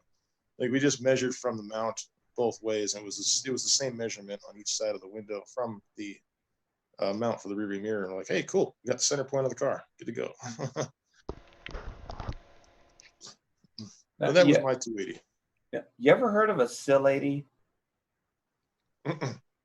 A what? A SIL 80. A SIL 80. It's okay. You know what the 180 SX is, right? Right. In Japan, they have the same frame but with different bodywork. But it's interchangeable with the 180 SX. So if you mix and match the body parts, you make a SIL 80. Huh. Sylvia 880. Yeah. And it's actually it's a very nice looking car. But you can only swap certain body panels, because like some stuff is like, well, it's kind of part of the frame and all, but you get the Sylvia body kit, so to speak. Right. But that on the 180 SX, you just made a SIL 80. And that's pretty classy looking, by the way. Makes sense. So we got quite a few of those. I guess it would be a SIL 80 here in Albuquerque. I've seen about 5 of them. Yeah. Well, if you have if you happen to have a spare Lamborghini Murcielago and you need a new headlight, but you don't want to pay $8,000 for it, grab the 300 ZX headlights. Yeah, just go get one from 300 ZX. Yeah, my brother and I learned that about the headlights on the Lamborghini Murcielago and the headlights of the 300 ZX were exactly the same. Yeah, literally, like they bolt right in, exactly the same. So they got the same frame too, huh? Yeah. Well, the new Beetle, right? The new Beetle. That's just a Golf. That's a VW Golf. Yeah. Huh. If you ripped all the bodywork off, you could probably, they probably change all the screw holes, but essentially, if you stripped it down to just its frame, it's a Golf. That's why it's front wheel drive, which makes Ferdinand Porsche roll in his grave. I'm still surprised how many people don't realize that Ferdinand Porsche designed the Beetle and Volkswagen designed the 911. Oh, I didn't even know that, man. Yeah, Volkswagen designed the 911. Huh. In fact, you can. I've seen people just doing it recently, where they've taken Volkswagens and they basically they've made a wide body kit out of it, and basically turned it into what looks like a Porsche 935, which is basically a 911 on steroids. That's pretty good. I've heard those are actually dangerous cars to drive. Porsche 935. Yeah, because the engine was over the rear axle towards the back. No, well, yeah, all the 911, well, all Porsches, because they're all 911s really, but All the 9 Series. yeah, they're all rear drive. They're dangerous when you don't know how to drive them. That's the thing, is because they don't, you get a front engine car, a mid engine car, and a rear engine car. They all react in different ways because of where the weight is. A mid engine car, like an NSX or something, like it'll hold corners pretty tight, but if you push it just a millimeter too much, boom, you're out. Shady, Like, they're very temperamental. You're talking about that one, Shady, with the Fords. That the ones you posted them in Discord. You said video shared short. What are you talking about? Pictures or video now? You're changing. I'm trying to keep up with the chat sometimes. Well, just hit play on the picture and you'll be fine. So the one on the right is our version, our Ford with the 351 in it, V8, which came out in a version called the Cobra. The one on the left, I think you may have had a similar body style at the front. So I know the front looks similar to the one of your models you had over there. It's not a GTX. That's the one on the right. No, the one on the left. That's a Fairlane. We call that a Fairlane. Yeah. Okay. Yeah. A luxury model. Okay. No. The GTX was supposed to be a well, I don't know, as close to a racing car as I guess an American could have gotten in the day. But it's really just a big barge with a big motor on it. Oh, Terry, I sent you a picture of my Mustang again after the rebuild to it. Oh, the red one, yeah. Huh? I want to get to my pictures in a minute, which I'll get around to it eventually. Yeah, no, get to your pictures first, and then go to mine. Well, I don't usually show Fords, so we'll get them out of the road. Well, to give you an idea about my Mustang, it has 265,000 miles on it, and that's my rebuild on it after it got involved in an accident in November of 2018. But that's only a 6, isn't it? It's a 6, but it's a damn reliable 6. Oh, you got a lucky one. You didn't get a Friday version. Yeah, you got the Monday. I maintain my car. You got the one built on a Tuesday. No, I just maintain it, man. I mean, it's under a strict maintenance schedule. November last year. Okay, so November of 2018, I got into a front end collision. That's why the paint on the hood looks weird, because I've been trying to teach myself how to do the paint myself. And November, on the same freaking day, 2019, I got fucking rear-ended by an idiot that tried to run away from me. Oh, well, hey, now you got both ends of the car. Yeah, now I get to practice some more and learn how to do paint and body again. Like, I'm still, like I said, it doesn't look as good as I want it to, but that's because I haven't done paint and body work before. So I'm still learning. It's a learning curve. I had somebody say my car looked like shit. I was like, I don't care. It's not your fucking car. It's mine. And I'm learning how to do it on my own. Well, no, you say it looks like shit on purpose because that way nobody will steal it. In Albuquerque, we have the highest auto theft rate there is. And yeah, no one will steal it. No, I used to live in Hawaii, right? And so Hawaii is like big on mopeds, right? And motor scooters and stuff. I had an Aero 50. This is like a relatively rare Honda scooter that eventually, like, they sort of like didn't want it in the States because it went 35 miles an hour, not 25 miles an hour, like some silly little weakling. Except when you bore the engine out, like I did, and do a little carb adjustment, it'll do like 55 or 60. But I had one of those, looked like utter garbage. I mean, like bad respray. You know, it's like the plastic was red, but it was resprayed in black. Really bad, just looks ugly as sin. And nobody ever tried to steal it. Nice. But if they had, if they were ever successful, because I knew how mopeds were stolen, so I switched the wiring around so none of those tricks would work.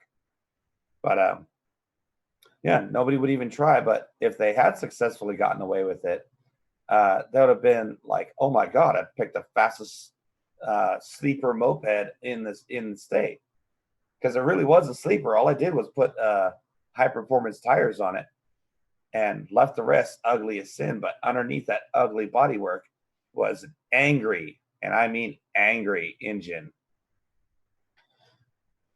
People be surprised, like I'd start off from a traffic light and like I'd be able to get like some wheel lift on the front. Not trying, right? I didn't jerk the handlebars. No, just sitting there, just twist the wrist, little wheel lift, come down, and just beat any, like I'd beat an Elite 150, and that's a motor scooter that's supposed to do 70. I'd be able to beat them off the line and give them a good run until 40 miles an hour. But that's about when my gear ran out. So, now I'm just like, redlining the engine and stuff. So, that sounds like a fun little build you had. That was.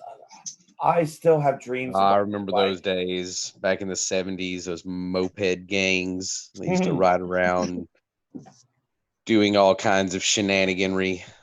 Unchecked shenaniganry. No, we had those in Hawaii a lot, but there was a place where they'd sell hot rod parts. So you could basically like shove 80 cc's in a spree and it would look like a sleeper, or it'd be a sleeper, right? So you could do like 80 miles an hour on those suckers, because they had like special clutches and CVTs, and they got the big motor and ignition advance and all the fancy stuff, special pipes.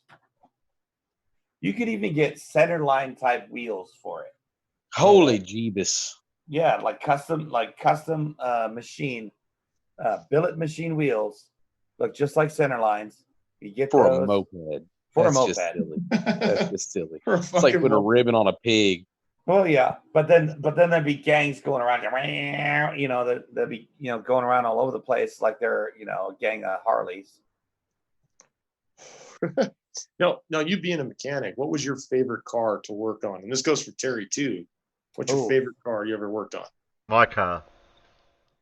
I'm not being biased. No, not biased at all. Totally not jaded. No. An older car. An older car is the better car to work on. I would have to say my 510, my Datsun 510. I loved working on that car because everything was just so easy. I could drop a clutch in and out of that thing in 6 hours. I was going to refine the question. What was your favorite car to work on outside of your own car? Like not yours, somebody else's. My friend's Datsun 510. I could drop a clutch in that in just a few.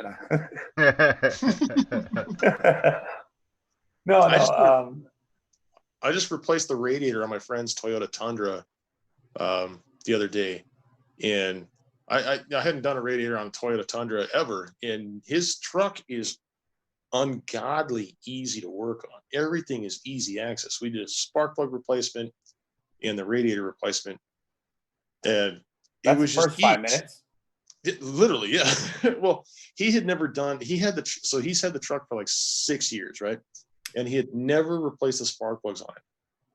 And if you go to my channel and look for Toyota Tundra tune-up, you'll see the condition of the spark plugs, which weren't bad, but the little metal point that's underneath that hook was flattened out.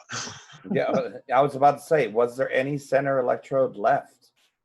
No, it was flat like a little pancake. Yeah, buried inside the ceramic. No, it wasn't down buried into the ceramic. It was it looked like just regular wear and tear. Like it wasn't bad. And I was like, that's not a driven at that much. It was a couple of plugs had some. He had one plug that he pulled out because he had never done spark plug replacements on his truck before. So I kind of taught him how to do it. I was like, okay, well, this is what I did the first two, and I had him do the rest. All through, and just kind of walked him through on how to do it. And each plug came out looking pretty much exactly the same, except for one that looked like it had been barbecued. Yeah, that might be a leaky valve seal or something. Yeah, that's pretty much what it is. It looks like it was Either that or the plug went dead, so it was fouling itself. That might have been it. I didn't really. Might have been the incentive as to why he wanted plugs. I was telling him that I had asked him. I was like, "When's the last time you replaced the spark plugs?" Because he was complaining about the gas mileage on it. And I told him, I was like, "Well, you might want to change your spark plugs out." He was like, "I haven't done that yet." I was like, "Do I take it to somebody?" I was like, "No, dude, bring it over to my house and I'll teach you how to do it." And he's like, "All right, cool." So we did the spark plugs here this last weekend, and now he's like super happy with it. And oh well, yeah, because all cylinders are firing correctly. Yeah, and I told him, I was like, look, given the mileage, because this truck's got like 225,000 miles on it, I said, look, now that you have this mileage with your truck, start running a logbook on your mileage. So every 15 to 20,000 miles with your truck, change those plugs out. Like just keep it going as much as you can. Don't forget the wires, cap and rotor, or it's a 2007. Okay, so never mind then. Yeah, no cap and rotor. It's got coil packs, and those coil packs are in really good shape, so I wasn't worried about those. Oh yeah, generally they don't die unless you have like some major electrical problem. They'll usually last forever. No, not like the coil packs on my Mustang. Jesus Christ, every 6 months it develops a crack and starts a misfire. Well, that's because they're made in America. No, they're bought through AutoZone, and AutoZone only sells remanufactured stuff. Yeah, oh God, AutoZone. Oh boy. Well, you get them where you can get them. Nice thing is though that everything that I've bought and replaced on my Mustang, I only paid one time because everything's under warranty, except for spark plugs and oil, of course. But oh yeah, all the way down to the brake pads. The brake pads are under fucking warranty too. Well, so with how much I would drive, let's see, I would change my oil every 2 weeks, change my air filter every 2 weeks, change my plugs every maybe other month, change my tires about every other month. Well, that was partly my fault. Well, yeah, I mean, if you're gonna have tires, you might as well use them, right? Well, yeah, get good tires though. Well, they were good tires. Well, actually, I got some really good tires, and wow, those because I was just buying the recycled tires because I'm like, well, it's gonna get rainy and snowy and stuff, so I'm obviously gonna have a lot of fun trying to see just exactly how much I can drive this car with the wheels in a straight line where the car is not going in a straight line. Driving out the side window, the way it's supposed to be. But let's see, brakes. Actually, brakes I was pretty good on. The ceramics are the good ones. Oh, I never bothered doing with that because I was just like, I'm just gonna get crap brake pads so I can save the rotors. Yeah. I replaced rotors once, replaced pads like probably every few months or so, replaced the clutch 3 times, replaced the half shaft twice, once for a blown boot, right? The outside boot just cracked and blew it. So I'll just replace the whole half shaft. And then replace that half shaft again because some lady from New York thought it was a brilliant idea to make a left-hand turn from the right-hand lane. Oh, well, it wasn't too bad. I mean, she bent my lower control arm, and she bent my half shaft just a little bit because it hit the frame. Hey, Oh no, but she did not get away with that very good because she had a baby in the car. Ooh. First thing I ran to is to check the baby. Okay, baby's all right. Then I fucking screamed at her about, you got a baby in your car and you're driving like an idiot. But she was driving a Saturn or something. I tore the whole face off of that car. Well, those things are made up that their skin is plastic. Yeah, but like I ripped the headlights and everything, front fender, everything. Because she clipped me right at the point where basically my wheel had gone into her wheel well. Oh my God, man. So she's smashing my fender just enough for my wheel to get into her wheel well. And then I just took the whole fender and face of the car right off. She was not going to be driving back. Well, also, I mean, that's a weak spot. I mean, you'd pretty much do that to any car. Mm-hmm. You know, I mean, the front fascia is not meant to handle that. Yeah. But I took delight in the fact that, her whole front fascia was gone. She's probably going to have to pay Uber loads to get that fixed. And her insurance company is not going to be very privy to pay it since she had a baby in the car and did an illegal move, which caused an accident. And there were, I don't know, 20 witnesses because everyone was stopped at the light. Oh boy, yeah. So man, when I got into my front end collision with my car in November of 2018, that was kind of weird. Like, that was the first accident I've ever been involved in, and at the time I was 37 years old. I've had my license since 1996. Never had an accident all the way up until 2018. And I was coming down a hill into a left-hand turn lane, and there was an SUV he was in the middle median, waiting to make a left-hand turn himself. He saw me, I saw him, but the whole time I had no idea that that his SUV was concealing the view of another vehicle coming up the hill. no. And from when I crested at the top, I was like, okay, it looks clear, we're good to go. Go around the corner, and I go to make the left-hand turn, assuming that it was clear. And then surprise! Here comes this Nissan Altima, and I was like, oh shit! Slammed on the brakes as hard as I could. Still hit him. I hit him in the front and I hit him in the back. Totally destroyed his car. Oh. And, it was just a matter of how it caused the front end to kick to the right and his back end to kick left. So when I hit him in the front end went airborne and went to the right. The back end swung around and hit the front of my car. Yeah, you spun it. Yeah. Yeah, so I double tapped his car pretty much. And so when I was like, here's this fucking accident, the first one I'm ever involved in. Call the police show up to make a report, that kind of deal. And when the officer walked up and saw his car, he was looking at the damage to the front, and he sees the damage to the back, and he's like, was there a third vehicle involved? And me and the other driver were standing like, no, just two cars. I just pulled that one off. He's like, how? I'm like, well, I don't know. I just hit him in the front and then I hit him in the back. He's like, well, how do you do that? I was like, I don't know, man. Yeah. I would have said, I'm just a skilled driver. I guess I should have said that. But that would have been fun to drop, yeah. The guy that I hit, they had to tow. His car was completely totaled. It busted the front wheel off, and it knocked the rear bumper off and tweaked the rear axle out.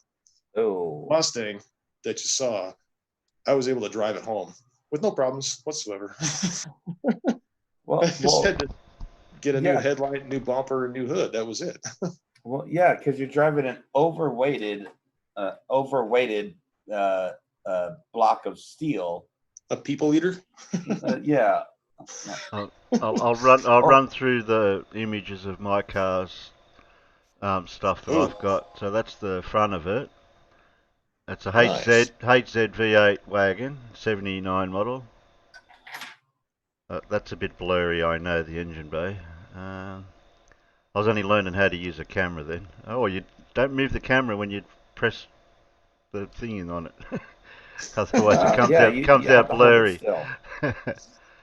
That's the back. This is just after I finished putting it back together for a trial fit. Because I've just done Look some at work. those cute little exhaust pipes. Yeah, You need bigger pipes, man. yeah, I know. Yeah, a couple McDonald's straws out the back. Man. Yeah, but it sounds okay. Does the job. That's a straight up dad mobile right there. That's a I- granddad mobile. It is. Granddad mobile. Yeah, Yeah, it does me. Pops car. I've made Because no smoking pipes bigger self-respecting than mom would drive that. Well, that's the Tirana I've got. I've got to get around to that one day. It's a one owner. I learned to drive in that back in 77, 78. Yeah, you tell. My first car was a 1970 Toyota Corona Mark II. And See, the only steering thing wheel's on wrong the with wrong this side. one is the carpet got a bit rotten for some reason, but there's no rust in it. But all the interior is in perfect condition. Roof lining, door trims, seats, all that. Wow. I turned it into a 6-cylinder auto because it had a 4-cylinder German Opel shitbox motor and 4-speed gearbox. Oh yeah, in those it. Opel motors were Oh, it was crap. crap. I've That's heard the that about wagon. Volvo. That's the bit of the rust I realised I didn't think it was that bad on the outside, but when I cut open the box section of the inside, okay, it's got some rust there. Yeah. So I fixed that with some other cut out sections off another body, just cutting out that section and replaced it with another section altogether. Not a computer. You can't cut and paste. Yeah. So I just Well, actually, you can. replaced all them, made a couple of new panels for some sections, put new roof lining in, made up another section. That's a cutout piece from another panel from another car to put in there. I've seen that one before. Made up the side panels for speakers. New carpet in the back as well. New carpet for the speakers and everything. That was New good. front Man. speakers, mounts with the accelerator. I was just taking a photo of the clearance because I thought I wouldn't fit the speakers in. New carpet all the way through. Where do you Yeah. put the bodies? What bodies? Well, the dead bodies when you go around. Never mind. You know, all the dead people that your Australian wildlife likes to kill. Yeah, don't you drive on the sidewalk and have the rubber stamp where you stick it outside your door for like everyone you get? I did that on my car. People thought it was hilarious, and I'm like, "Oh, you think I'm joking?"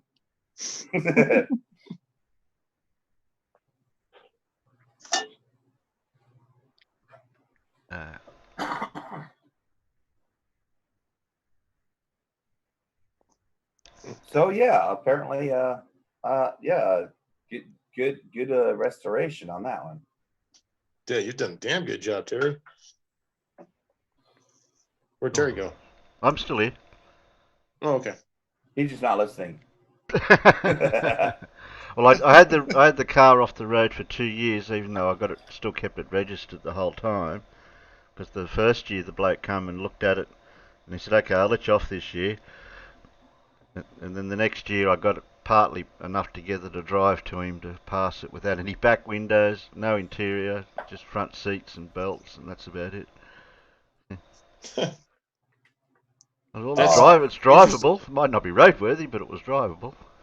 Oh, that reminds me of my my 510. Sorry, I love this car so much. I just got to keep talking about it. But the 510, right? So I go into emissions. Now, emissions check, right? Now the car is 20 years old. Technically, I don't have to do emissions, right?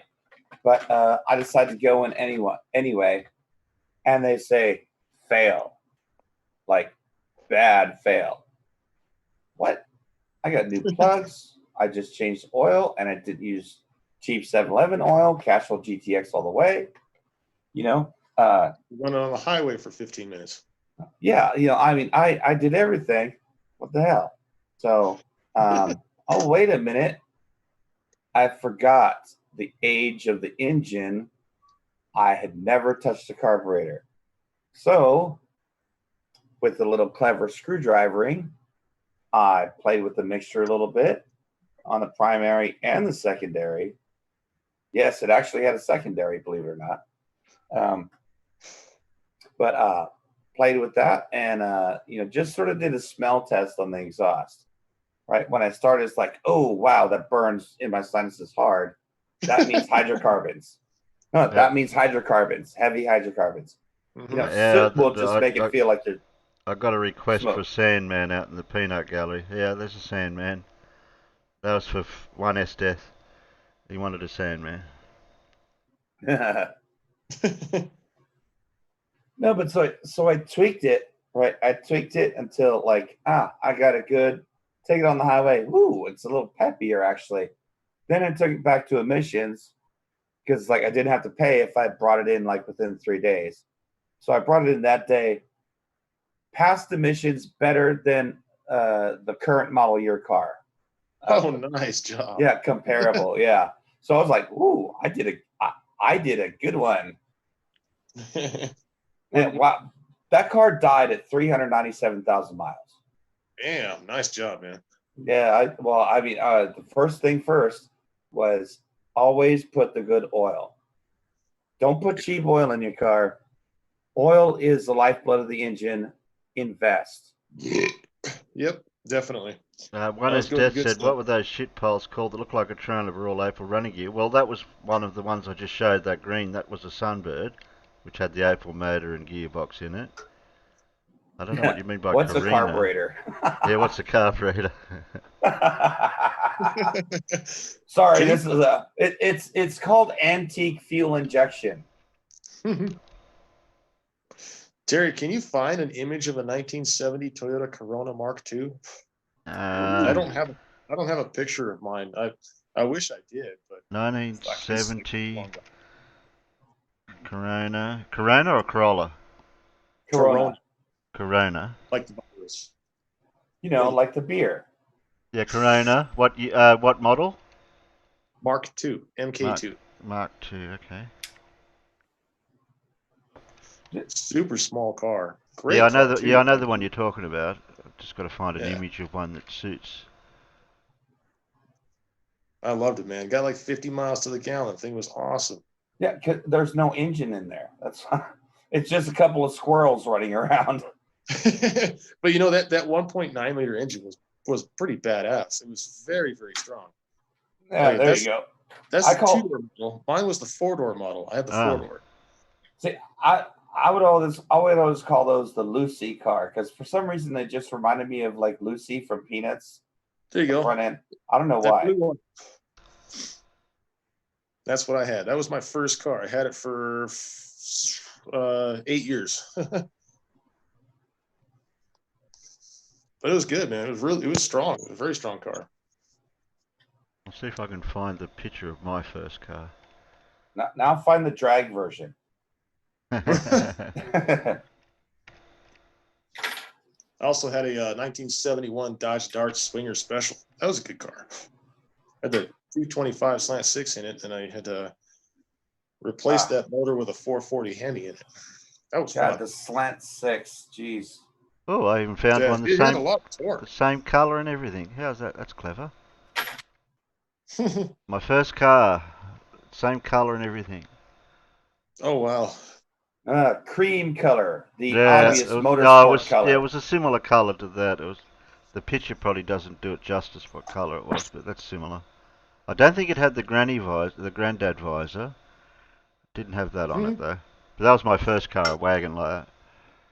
I rolled it though accidentally. That's a cool car. Rolled it? Accidentally. Oh well, I assume not on purpose. I was only young, like 18-year-old, 17, 18, and I put Uniroyal 6-inch wheels on it. My uncle gave me. I put K-Max suspension front and back, springs, front stabilizers, rear stabilizers, and all that. Oh, it used to handle pretty good round corners. And I ended up one day getting a flat tire, and the only spare tire it had in the boot was the cheese cutter thin tire. So I go around the same corner, the same speed. It didn't like it. Yeah, nope. It rolled it over. No, those are not performance tires. Yeah, now you tell me. Yeah. Just because they have a lower profile does not mean they're higher performance. Haven't got a low profile, they had a high profile, those tires. Man, I wish I still had my Dodge Dart. That was a good car. Yeah. The reason I got rid of it was it nearly knocked my freaking teeth out. I was driving home from work one evening, and all of a sudden the two front tires decided to kick out 90 degrees away from each other. It was like instant stop, and it only had a lap belt. So my face, definitely a HR death. yeah, my face hit the steering wheel pretty good, man. Oh, so your steering rack just basically went on holiday. No, the A-arms broke. Oh, even better. Yeah, I went through a small dip in the road. Like, so there's this one particular road that I would come up to go home in Rio Rancho, and there was it wasn't even that, it wasn't, you could go over 35 miles an hour, no problem whatsoever. Went over it, and my front tires kicked out 90 degrees opposite of each other, and my face slammed into the steering wheel. The only way I could get home was to drive it backwards.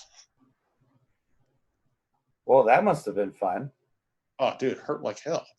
I ended up I ended up meeting up with this guy. Someone was able to fix it. And I met with this other guy that had a Chevy Suburban, a 1985 Suburban K15. He was like, yeah, I'm looking to sell it because it's standard, and I can't drive a standard because I've got a prosthetic leg. So I've got to get rid of it. And I'm looking for an automatic. And my Dodge Dart was an automatic with the 440 in it. This was after I had put the 440 in it. And so we I just assume after you fixed the wheels, though. It's after I fixed it, yeah. Okay. I just didn't want to drive it anymore because that was scary as hell, man. It wasn't fun. When that happened, man, it's like you're going 35 to 0 in a second flat, man. I had a concussion. My teeth were hurting. It wasn't fun. Well, when the steering wheel is generally not considered edible. No, I bit that wheel pretty hard, man. So I traded the guy the Dart for the Suburban, and I had to replace the rear axle on the Suburban, the axle housing, not the axle itself, because it had a warp in it, and it was leaking axle fluid, that kind of deal. But a couple months later, he contacted me, and he said, hey, he's like, did you ever drive over a bump and hit the ground pretty hard? I was like, no, that wasn't me. He's like, well, somebody had done something with your vehicle where it had warped the subframe. Mm-hmm. Like, what? He's like, yeah. He's like, the warping of the subframe caused the tires to caused the A-arms to eventually break and make your tires do what it had done. I was like, oh. And I thought about it. I was like, you know what? I remember letting my roommate borrow it one day because it was in great condition. It looked like it was brand new. And I had remembered letting my friend borrow it to take his girlfriend out on a date. And as he was leaving the apartment, he went over a speed bump too fast, and the front end had slammed down on the ground. Yeah. Yeah. Is that the Chimera you were talking about, Death? You mentioned the Chimera that you corrected yourself on. No, the no, Dodge Dart. Yeah, we're having a three-way conversation here. I'm talking to people in the side chat about Holdens and Australian cars, and these guys are talking about American cars. Oh no, they've got the pitchforks and torches already. I just see kill him. No, but they are cross stitching. Yeah. Looking back at the chat now, you've reduced our peanut gallery to tuning us out and cross stitching. Yeah, they're not even listening to us anymore. No, they're not. That's okay. You know why they call them hold-ins is because you're always holding all the parts to keep the car running. You know what they say for a Jeep, right? Just empty every pocket. Well, Ford circle's a problem. fix or repair daily or found on road dead. I don't know, man. My Mustang is still kicking at 200. Ever only runs downhill. Full of rust and dents. Yeah. Did you hear about the new heated tailgates that they come out with on the Ford trucks? No. Yeah, so your hands don't get cold when you're pushing it home. The peanuts want to vote. I'll have to go and search some. I'll go and search some videos. What what I have you can been find. doing with all this time, Terry? I don't know, what time GMC is is it? a How long great have we been estate going company. for? We've been going for 2.5 hours already. That's all. Yeah, that's all, yeah. Let's go the full like 12-hour stream. No. I've got I've got a life, you know. That's okay. Nobody cares. Okay. You know, I might run my dash cam tomorrow. I don't know. I'll think about it. Okay, we've got an Isaac, we've got an Antoff. Okay, we need more. See if we can find some more. Who else has been uploading lately? Custom truck with a blown 454. Screw that. Take a Hayabusa motor and put it in a smart car. That's fun. Somebody needs to get their gallbladder checked. There we go. Brain just froze up. Oh, we could What, you jump talking about into that Belcher that just let go? Okay. Yeah. Yeah, I'm drinking beers, man. I'm having Corey is Bud Light live. wine. No, 2 hours ago. Don't get worried about that one. Who else have we got? Plain Truth uploaded, The Vanishing and Disclosing Lines. I can't watch his channels anymore. His photography skills are up the shit. Well, you said photography skills in the same sentence. That Oh, doesn't come sorry. together. Okay. Yeah. Well, he's His photography. photography blank. Yes. Period. Okay. And then, yeah. Okay. Yeah, unless you qualify that with non-existent. Okay. Yeah. Who else have we had? Well, I got to do some internal disinfection to refill my glass, so I'll be right back. Okay. All right, man. All right, Pete. I'm top fuel. I run on ethanol. I'm on alcohol.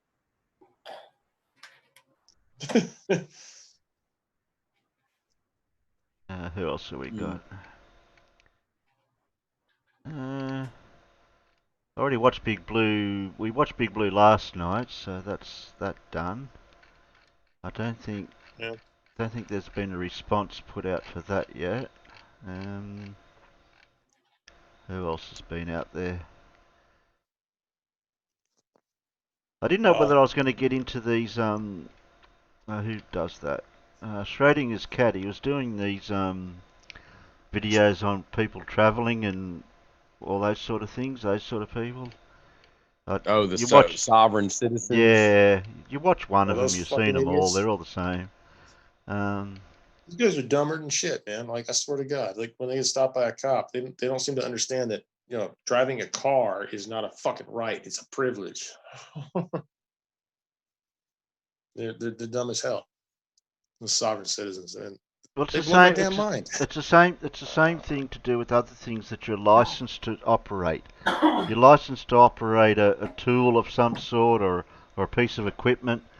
You're licensed because you're being approved that you can operate that item. And it's the same for the car. Yeah. Exactly. Are we talking about Schrodinger's cat? Yeah.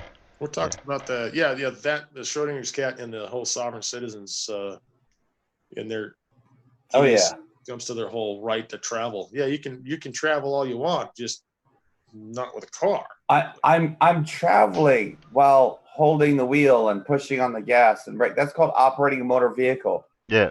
It's not a motor vehicle. It's an automobile. That's a privilege to operate a motor vehicle. That's what a motor vehicle is, you jackass. It's a motor in a vehicle. It's a motor vehicle. My mobility scooter is a motor vehicle. It's not an automobile, but it's a motor vehicle. Same with an electrically driven skateboard. It's a motor vehicle. Yeah. If it has fucking wheels on it, it's a motor vehicle. Well, no, it doesn't even need wheels. If it has a motor, let's say you have a hoverboard. If you have a hoverboard and a propeller, that's a motor vehicle. Yep. And that requires you to go through a certain amount of training and take a test and prove that you are apt enough to operate it. Well, loosely stated. If we actually had properly trained drivers, we wouldn't have car accidents or traffic jams or gridlock. But when I see these idiots who think stopping distance means to stop 45 feet from the car in front of you. You ever seen those people? They stop like a car length and a half away from the car in front of them. And then they've blocked the left-hand lane that you want to fucking get into. Well, in general, and then you ask them, so what do you think about the traffic in Seattle or L.A. or New York? And they say, oh, the traffic sucks. You can never get anywhere. Yeah, but maybe if you pulled up to the car in front of you, stupid. I would like to know why it is when I'm wanting to access the left-hand turn lane or the right-hand turn lane when approaching a red light, why do these jackasses stop and block the left-hand turn lane or the right-hand turn lane when they've got 50 feet of room in front of them? What the is all about? Because these are the people that are the results of, when mom is duh and dad is duh, they have kids. What are they gonna make? Duh duh duh. He's running around. Yeah, I get you. That's why I keep like screaming at people, stop breeding. You're just making another fool to do 30 miles an hour on the freeway, to do the speed limit in the left-hand lane on the freeway. How dare people do the speed limit? That's just a suggestion. That's for the noobs, okay? Let the pros go through it 75 and 80. Exactly. So get the fuck out of the way, man. So where I live, it's not a law, but it's a kind of a suggestion. You're in the Montana? Huh?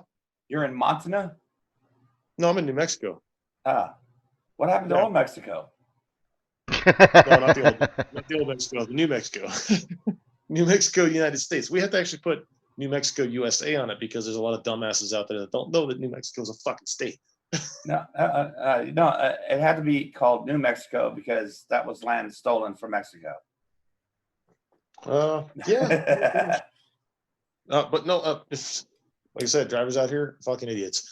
But so, oh fuck, you know what? Forget it. I totally forgot where the hell I was going.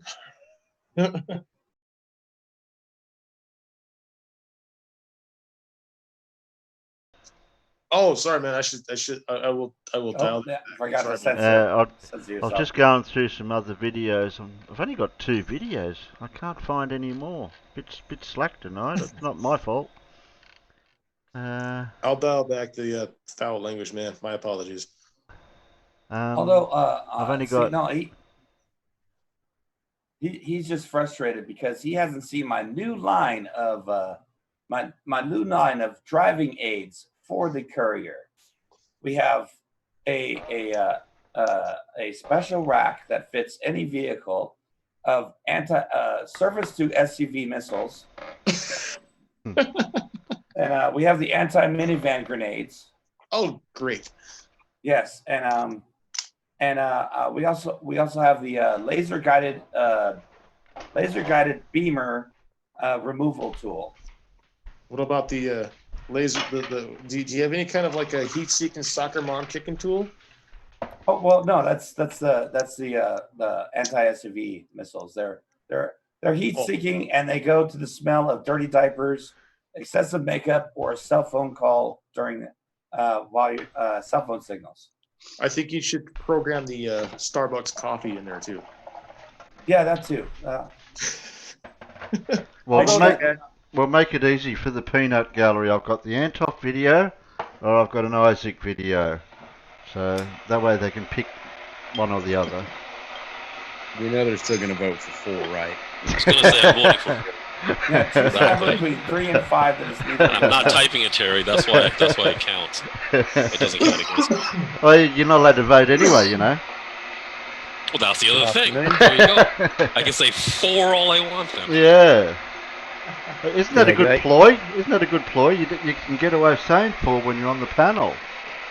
Didn't you come over to our stream on a black site and I just hit you with a whole bunch of 4s and you couldn't do anything about it? Okay, me. So, since I've been gone for a bit, just recently back, what's the whole 4 thing about? What is that? Oh, It's okay. Tyrannical Terry and his terrifying rules. Okay, I'll give you the backstory to it. When we were first, Okay. among the first times we started Picture. doing the choice of watching a movie video, and we'd have about 8 or 9 videos lined up on my tabs, and we voted about 2 or 3 times, and people would seem to be stuck on 4 all the time. So I said, that's it, 4's gone. So Oh, so Can you really guys this hear me? was just hello, Hello. Oopsie. hello. I got somebody in the background talking. While I go and sort this out. It's mine. Well, sorry, I've got a thing saying my mic's not working, but it should be working. So I just wanted to check.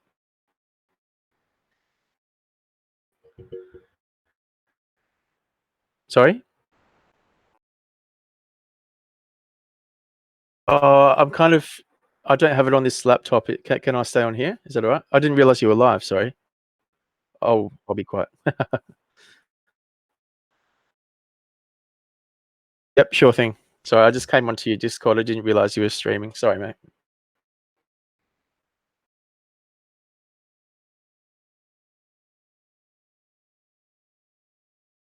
I can't actually go into show your shit. Yeah. Can you unlock me so I can go in there? Is that okay? Or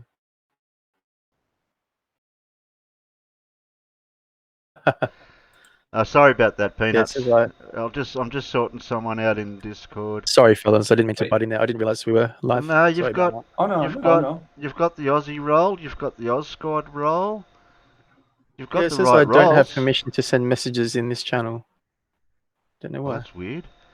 Oh, You've did got you the put right. him in You've the got the naughty right place? roles. Are you in the right chat? Yeah, he's in. He's in That's have I a don't only have go. show permission you to shill my shit. It's I am only the unable show to you shill shit my that you shit. can't. Oh no, you can't post in still your shit. You're not allowed to do that. Oh, okay. But you you, said you should 4 be able once. to. You I was should going be to say able to go Discord into any other. has decided I have no shit to shill. No, shield your shit's only my bot and me can shill in there because Okay. I shield people's channels in there. Okay. You should Were have you meaning fair access suck of the to. Sav? You're in Fair Suck of the Sav, which is the main text channel where people just post mainly text and memes and. Yeah, that's where I am at the moment. Yeah, okay. Yeah, well that's the voice channel actually you're in. And Fair Suck's the chat channel above it. Yeah, I get you what you mean. Yeah, I know what yeah. you mean. Yeah. Yeah, all good. And you should be able to Carry go on. to the. Sorry. And then you can go to the Dingo Do It. The Oz Squad's got the link for Zoom when I post it in there.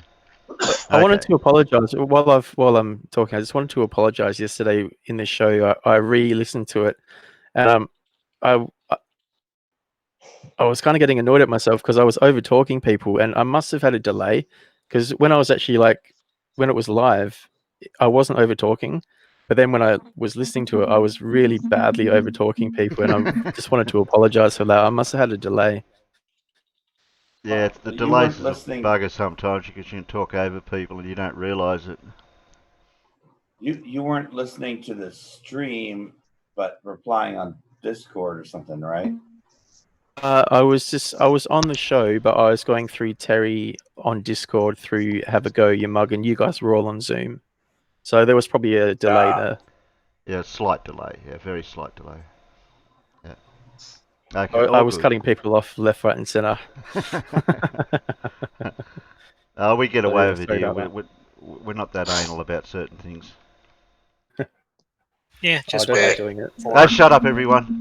Don't say nothing. I'll shut up now. Carry on. 4. Did anyone vote for Isaac or for Antov? I don't know what's happened out in the peanut gallery now. Wait, are we still supposed to shut up now? I see 2 votes. No, I was for talking Isaac. about the opinion of when I said I don't have anything that I'm anal about. So I was waiting for the comments. No. Oh, okay. All right. Yeah. I wasn't going to say anything, but Okay. Just remember, Terry, there's always time for lubrication. Terry's not going to make you bend over and bite the pillow while he goes and dry. Alan uploaded a video to keep us happy for 39. Yeah, Dora already I've got the played peanut that. gallery open here. There doesn't seem to be too much going on in the peanut gallery there. Looks pretty Over on civil. YouTube, yeah. I'm Yeah. trying to find if anyone wants to watch Rather Isaac boring. or... Surf There doesn't are want two Isaac. votes. Oh, 2 votes for Isaac. okay. Well, What's the vote for? I'm gonna finish up my smoke, Terry. I'm gonna finish up my cigarette, and then I'm gonna go. I'm gonna go inside and go live with a game of Descent Overload for a little bit. Maybe like half hour or so, then I'm gonna crash out from there. Okay, then I'll lock into it in a minute and I'll have a look, see where you're up Yeah, to. when you see it pop up, yeah, you're welcome to run it if you want to. Mirror it. Yeah. Okay then. See you, Jake. Oh no, I'm still here. I'm just saying I'm gonna finish my cigarette first. So I'm still. Oh, I thought you said you were You can, back. you can Now- leave now you we're can go- leave you can leave yourself in here and just mute yourself and go and play your game on your channel. You don't have to Oh leave. no, I've got your feed on my laptop. And then Right. on my phone right now, talking with people in the chat and talking with you guys on the phone. Yeah. So I don't smoke in the house. I smoke outside. So No, I'm not smoking in the house either. Shh! Don't tell anyone. yeah, I can't. I smoke when I'm on fire, though. Well, doesn't everybody? No, well, not everybody. No. No. Well, maybe those who what was that weird shit that happened way back in the day? The spontaneous combustion of human Oh, beings. yeah, that. Not too sure about the validity of that. Yeah. It was interesting. Too but- much aluminium. Is that what it was? No, it's Too much aluminium, and aluminum. then they were turning their microwave on, and yeah, just. But wait, why is their TV untouched every time? From the underarm deodorant. Oh, so they added zinc oxide to it as well. Well, there you go. Maybe I should have got him to vote A or B. It might have been more easier because this is confusing. I've read through it and they've gone 2, 33B, Isaac, not Isaac, SpaceX. What's the vote for? SpaceX? How did you get SpaceX out of that? I tell you what's the vote for? We haven't got a launch yet. Isaac, Oh, well, SpaceX. Yeah, I don't know. Well, usually I I think they're all vote. on Usually we drugs. vote. Mindwarp. Usually we vote for a tab that I've got ready for a video that somebody's uploaded, and it could be 1 to 10 videos. But at the moment, I've only just got Antoff and Isaac at the Isaac Butterfield, and Antoff. I can't pronounce his name. Antoff. Anton Petrov. Yeah, Antoff Pet. Yeah, that's him. And I Hey, thought. Terry, what's Right now, it's currently tied 2 up for Isaac and Anton. Yeah, I'll Yeah, get that. Not making it any Terry, easy. what- you got to get people to vote alphabetically, but in Rot 13. Surf votes for the Anybody else courier. hearing, like, No, you little can't. Surf, I mechanical can't put up tweeting the sound? courier. Jay, Can I yet jump in because really of the quick stuff. to the Yeah. Aussies in the channel or the stream? Did you I don't guys think there is. expect? I'm the only Aussie. Did you guys?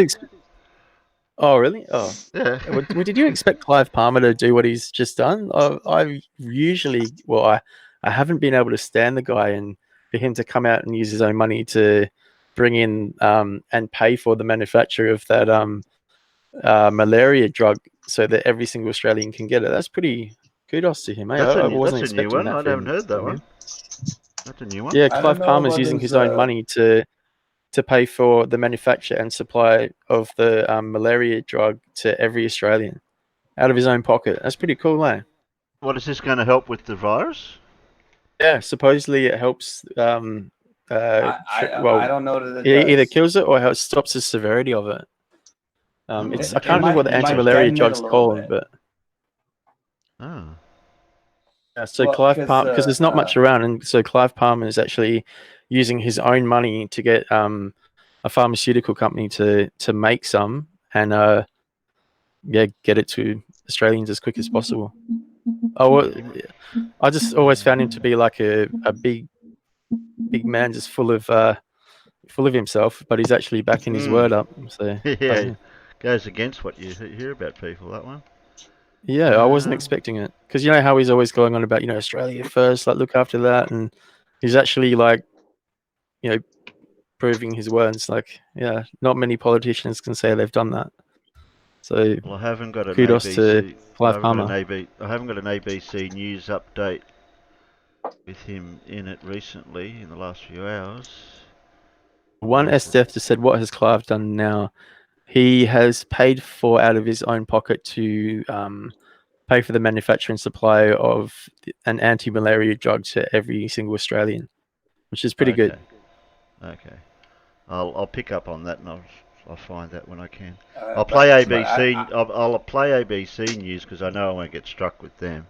But if it Pretty comes bloody from rich. He's a billionaire. He owns like some boat that's a casino, and then I think he made millions on or billions, sorry, mining. So he's got a lot of money. Clive will have a plan. That's what TSF is. One SDF. Okay. All right, Terry. I'm gonna back out of Zoom here. I'm gonna play my game for a little bit. I will stream it, so you're welcome to.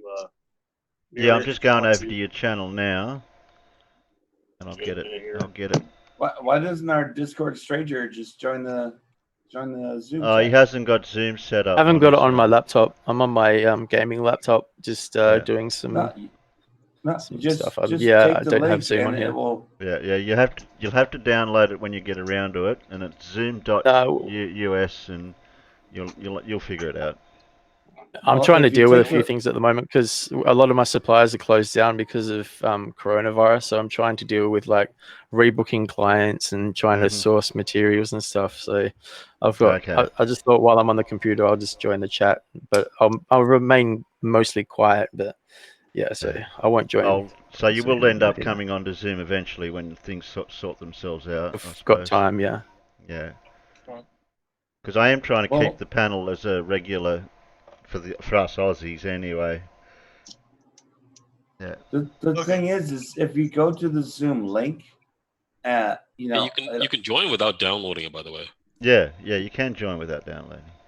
You sign in with your Google, and then you just need the ID number of the meeting. You can join in.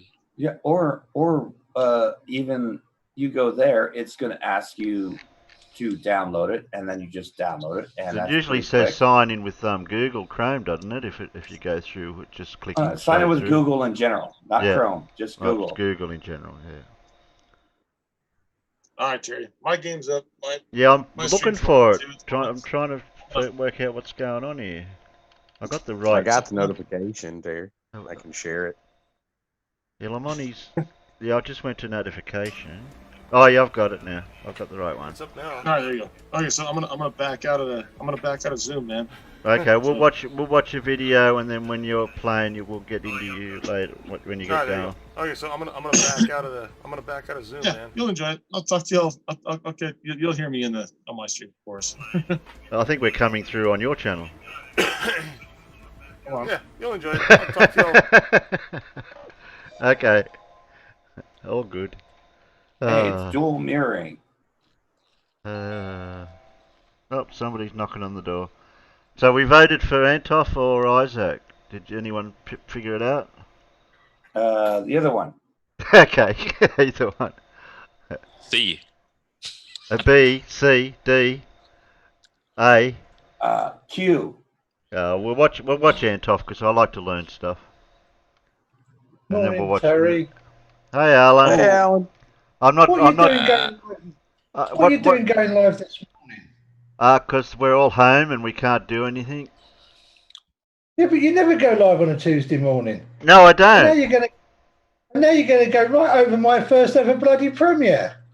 Oh no! What time is that coming up? I've got a premiere at 9 o'clock. Oh, that's okay. That's not for another hour. Yeah, it's an hour. Yeah. Yeah, I was just on my way to my premiere. Yeah, on the way to the chat for the premiere. And I'm like, oh, Terry's live, the bugger. The bugger. Yeah. Well, actually, we all conspired to try and have this little chat here without you noticing, but apparently you got us. Yeah. Yeah, we were doing it sneakingly, but it didn't work. Okay, everybody stop talking about Alan like we were just doing. Yeah, I mean, at least, yeah, I have to say though, I haven't seen any pre-notifications for it come up anywhere. Oh, you don't think YouTube's going to give you notifications, do you? They give you notifications after it's over. Yeah, I gathered that. Well, Alan, I was surprised because it's like I usually don't join throughout the week, but it was like 11 o'clock my time, PM, because I'm in Canada. So like, okay, I could join for a couple of hours. I don't know, man. I just wandered into this server. The door was open, and Oh started yeah, chatting it up, yeah, and yeah. next thing you know, I'm here. Yeah. We believe you, thousands wouldn't. Yeah, yeah. What's not to believe?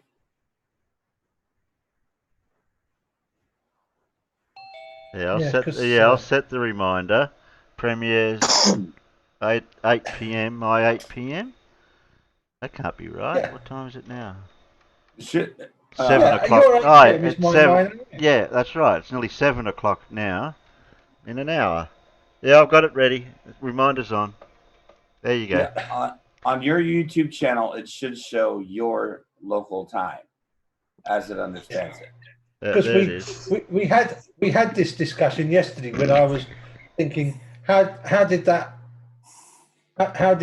some video get put up this morning and yet have been up there for 20 hours?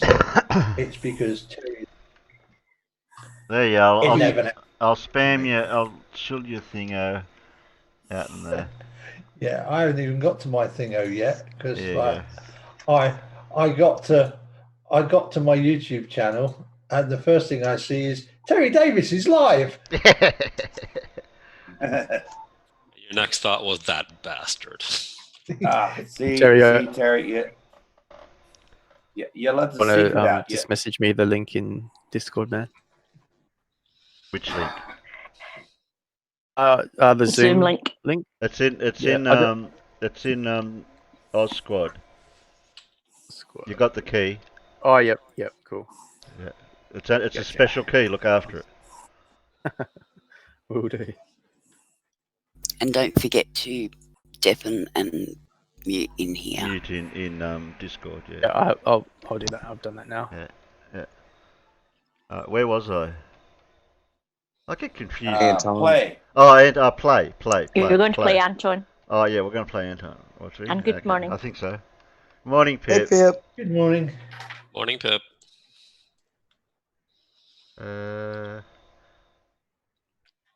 Okay. The first ever discovery of the moment when the star transitions from being, well, a star to what's known as a remnant. So in some sense, we may have just witnessed the death of the star, although technically it's also the birth of the remnant. So let's talk a little bit more about this, and welcome to What the Math. He even got cool sunglasses.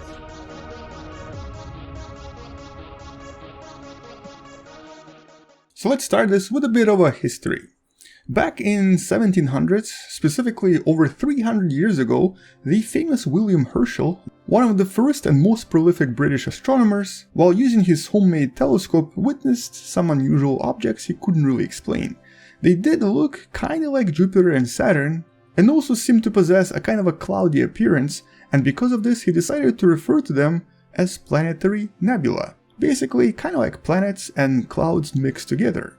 Back then he obviously had no idea what he was looking at and even how far away it was, but with time scientists obviously realized that what they were looking at was actually not planets at all. This was the remnants of stars, and these are some of the most incredible and some of the most beautiful objects in the universe. There are all kinds of different planetary nebula out there, and their formation usually is responsible for not just the shape that they form, but also for all of the other colors that do form as a result of the emissions of the central object. The object in the middle is basically a white dwarf, a star very similar to our Sun. Which is of course why it's very likely our Sun is actually going to become something similar to this as well, in approximately 6 to maybe 7 billion years from now. We've discussed the so-called stellar evolution in some of the previous videos, but just in a nutshell, basically, our sun is somewhere right here, and it will eventually kind of turn bigger and bigger, cooler and cooler, and expand to the point where it's probably going to swallow Mercury, Venus, and possibly even Earth, and then it will actually start expanding and kind of releasing some of this gas here, which will result in a very, very large formation of a dust cloud around the solar system. To give you an example from something a little bit more recent, Betelgeuse, for example, is also doing this right now. It's sort of throwing out a lot of gas, and today we're pretty certain that the reason Betelgeuse changed from this to this, dropping its actual brightness by about 70%, is actually because some of this dust kind of covered the part we're seeing from planet Earth. So essentially all of this gas will stay there in this region until Betelgeuse transforms into its remnant. And once the remnant becomes the only thing in the middle, it's going to be emitting a lot of different ultraviolet light, which will then be absorbed by all of this gas and produce these beautiful colors you see here. So essentially what these nebula are, these planetary nebula specifically, are the interaction of the UV light from the small object somewhere right there in the middle with all of this dust deposited over essentially a few thousand and possibly hundreds of thousands of years. And depending on the actual material that the UV light strikes, it will produce different types of colors. But we've never really seen these objects being formed, and more specifically, we've never been able to see inside of this part because it's really dusty and it's hard to see through it. And so for this study that you can also find in the description below, the scientists who investigated the star known as W43A, located at a whooping distance of about 8,500 light years away from us, had to use the very powerful ALMA telescope that can actually see through dust and thus analyze what's happening inside of the actual star system. And to their surprise, they discovered that this star has just transformed from being, well, a star, a main sequence star, to what's known as a remnant that is releasing all of these incredibly powerful jets that are moving across the star system and are going to eventually end up creating the beautiful nebula that we'll basically call a planetary nebula. And these events don't really last very long, so discovery of this object is very, very lucky for us. The typical planetary nebula normally lasts about 10 to maybe 100,000 years. But this initial stage, when the star starts throwing out all of this material, only lasts for approximately a few hundred years. So finding such an unusual object was extremely lucky for these scientists. Now, the actual image they took is this right here. And what you're looking at is essentially a 60 years old planetary nebula that has just started growing, with the middle here being the star remnant, and these two objects are being the actual jets that it created. The interesting thing about this object is that it's a binary system, and so the formation of these jets is very similar to what you see in here. The remnant itself is sort of absorbing a lot of the mass from its partner and is throwing it out, creating these unusual formations. Now, this is really important because most of the planetary nebulae we've seen so far usually fall into two categories. They're either like this one right here, they have really unusual projections on both sides, or they're more or less circular like this one here. The circular ones seem to be the ones that form from individual stars, whereas we're now pretty much certain that the longer ones are formed from binary systems. In other words, the simulation right here is about to show you how this happens. These jets, as they propel away from the star, will eventually form these really, really long, beautiful formations that can then be seen across various planetary nebula in the night skies. And right now, this baby planetary nebula, if we were to kind of zoom in and try to visualize this using modern understanding, it would look probably something like this. So what you're seeing here are the binary stars right there in the middle, the jets being propelled from two sides, and all of this dust and all of this gas is slowly being illuminated by the powerful projections from the star itself. It's not really creating the planetary nebula just yet because it still has some gas that's sort of mixing with the star and is hiding the UV light, but eventually once the actual shell is gone and the UV light starts illuminating everything, the planetary nebula is probably going to resemble something like this. And by the way, this thing in the middle, we do have a name for it. It's usually known as PNN or Planetary Nebula Nucleus. And today we're absolutely certain that these objects are responsible for sort of propagating and mixing a lot of various materials across the galaxy, allowing for other stars to eventually absorb this material and create their own systems. And so what we're looking at here is the end of one star system, but also the future of a lot of other star systems that will probably gather this material and create their own planets and possibly even smaller stars. And interestingly, there's at least one unusual discovery here which sort of changes our perspective on these actual jets as well. We've always believed that these jets were not really moving that fast, maybe 10 to 20 kilometers per second. But it turns out, when they measured the speed here, they realized it was moving closer to about 170 kilometers per second. And this is the distance that it traveled in approximately 60 years. This of course means that there are still a lot of things we don't really know about Planetary Nebula, and a lot of things we don't really understand about evolution of stars in general. But studies like this help us understand a little bit more, and obviously learn about how all of these beautiful formations across the galaxy formed and what they mean to the future of our own galaxy. And as I mentioned previously, this is actually a really rare object. There are probably around 400 billion stars in the galaxy, but we've only discovered about 15 of these objects, even though normally they're not really that difficult to see. This of course suggests that these particular objects really don't exist that long. We're looking at something that's not going to last very long and unfortunately is going to disappear within approximately 100 or so years from now. But for the next 100 years, scientists will have a chance to study this in a little bit more detail. But anyway, that's kind of all I wanted to mention in this video. It's really one of the more unusual discoveries of the last few months, but it's also something that will help us understand the evolution of our own sun as well. As I mentioned, the sun will also become something very similar to what you see right here, but we're not really sure what's going to happen to planet Earth, and we're not really sure what's going to happen to other planets as well. And even though we might not be around anymore, by that time it's very likely human species might not even exist, or at least move somewhere else, it's still kind of important to understand what's going to happen to the solar system in a few billion years. But once we learn more about all of this, I'll make sure to follow this up with another video. For now though, that's really it. Thank you so much for watching, subscribe if you still haven't, share this with someone who loves learning about space and sciences, maybe consider supporting this channel on Patreon, it does help me quite a lot. Alternatively, you can also support this channel by buying the beautiful Wonderful Person t-shirt that you can find in the link in the description below. Until tomorrow, that's it. Thank you so much for watching, space out, and as always, bye bye. Bye bye. Bye bye. Peace out. So do I have to move now or wait? For what? For the sun. Why, Terry, you expect to still be here around that time? Think you're all right. Well, I've got the rent paid up for a while, so You're good. can't waste that. And I mean, why not? He was here when the hydrogen content was a lot higher in the sun. So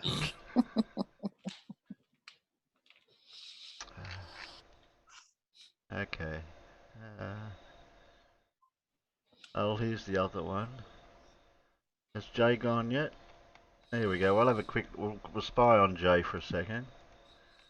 See what he's up to. He's shooting zombies, or what is he doing?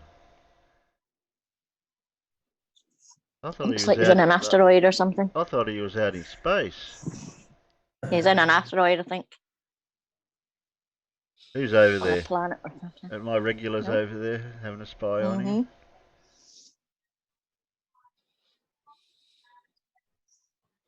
I'll type over there.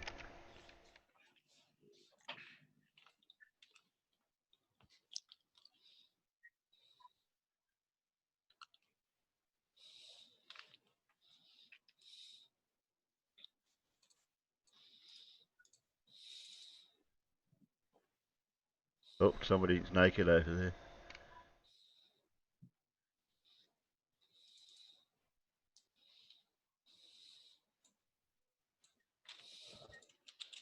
Yeah,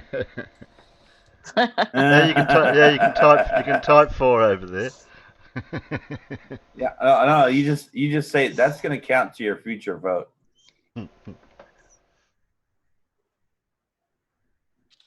So no matter what he votes, what they vote next time they come in here, you just assume they voted for. Okay, we'll let that running. And What have I got? Oh yeah, I got Alan's in 48 minutes. So I've got 48 minutes to fill in. Oh, I've got Isaac now.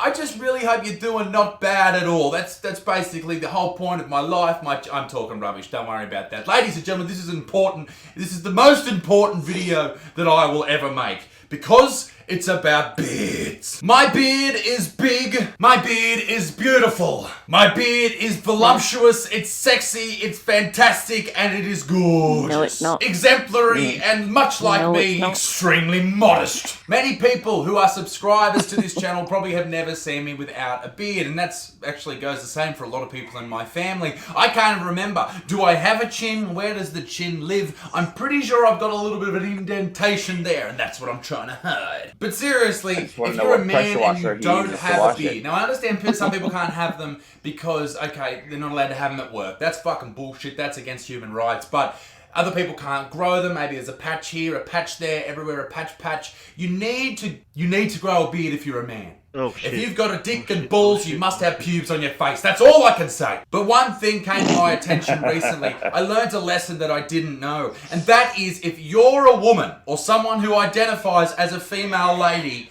and you have a beard, I have to be attracted to you. This is the general consensus right now by the media, is if people, I'm talking people like BuzzFeed and that type of media, left-wing media, if you don't find someone who has a beard and is female with titties and vaginas, etc., don't find them attractive. You are a bigot piece of shit. If you don't have a stiffy for some lady with a beard like mine, you're a horrible dude. I'd hate to think of the pubic region as a lady with a beard like mine. It must be the hairiest fucking thing in the entire world. But ladies and gentlemen, there are bearded women out there, and I found some beautiful footage of a young lady who's very proud of her beard. It's empowered her, and let's watch it immediately. Hi, my name is Dakota the Bearded Lady.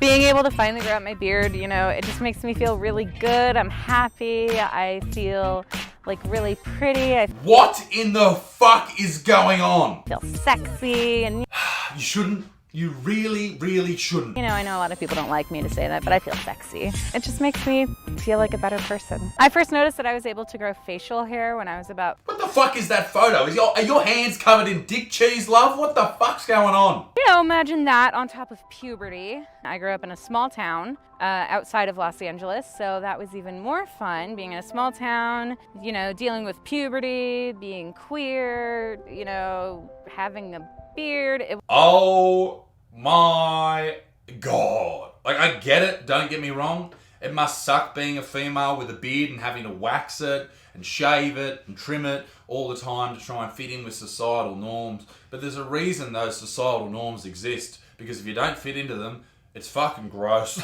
But having that high level of testosterone in your body and the estrogen levels aren't leveling out, it's obviously a hormonal issue. Some women with polycystic, PCOS, that one.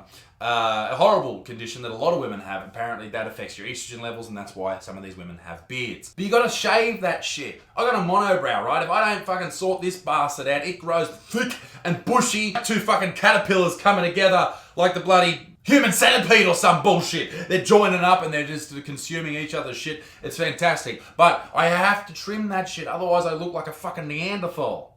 Alright, so ladies, trim that shit. It was a lot.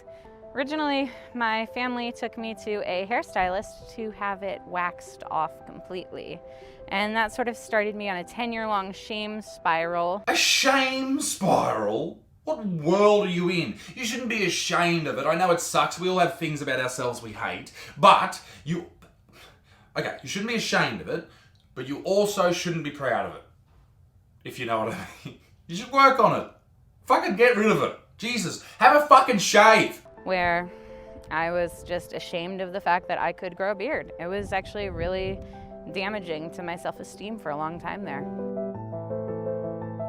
So I started growing out my beard almost 5 years ago now.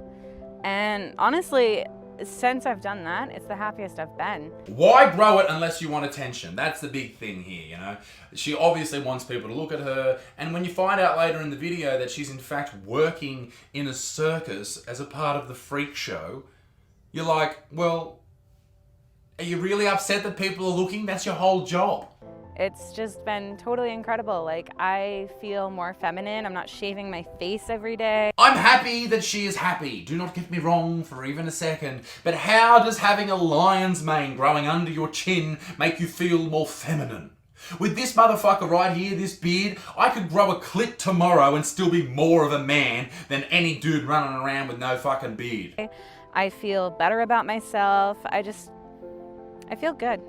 And, you know, it's the first time in a long time that I've felt this good. All done. All done, except for the massive fucking mane of pubes on your face. Bit like a drag queen, not quite what I was going for, but A terrifying drag queen indeed. I think I look awesome anyway.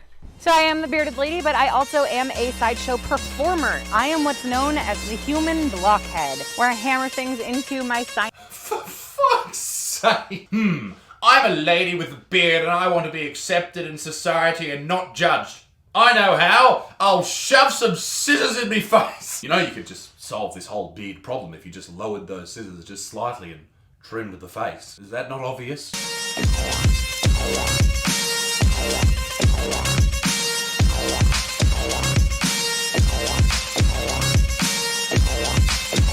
Oh, yeah, why did you lick the fucking scissors, you grub? I see you've played Knifey Spoony before.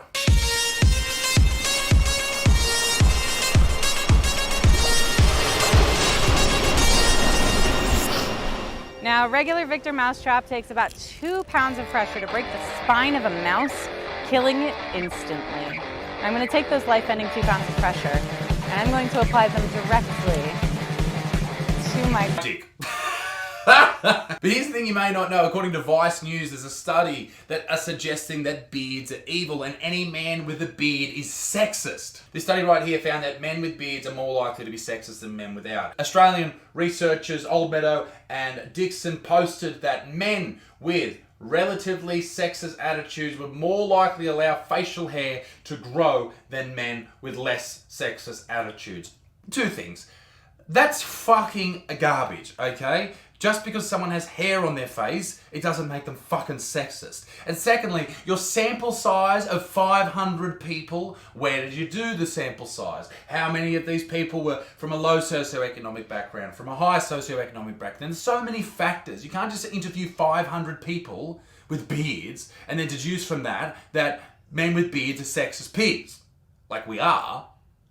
But don't you dare deduce it. Also, does that make a woman with a beard sexist? I think it does, ladies and gentlemen. How dare you? This is yet another example of men without beards and dirty old feminists freaking out because they can't grow beards and they just get very jealous of the bearded brethren. If you're a young man and you're looking forward to growing a beard one day, I salute you, sir. Well fucking done. And if you're a bloke who can't grow it, well, you grow your pubes as strong as you can, motherfucker. You get these bastards out there. And if you're a lady, you shave them.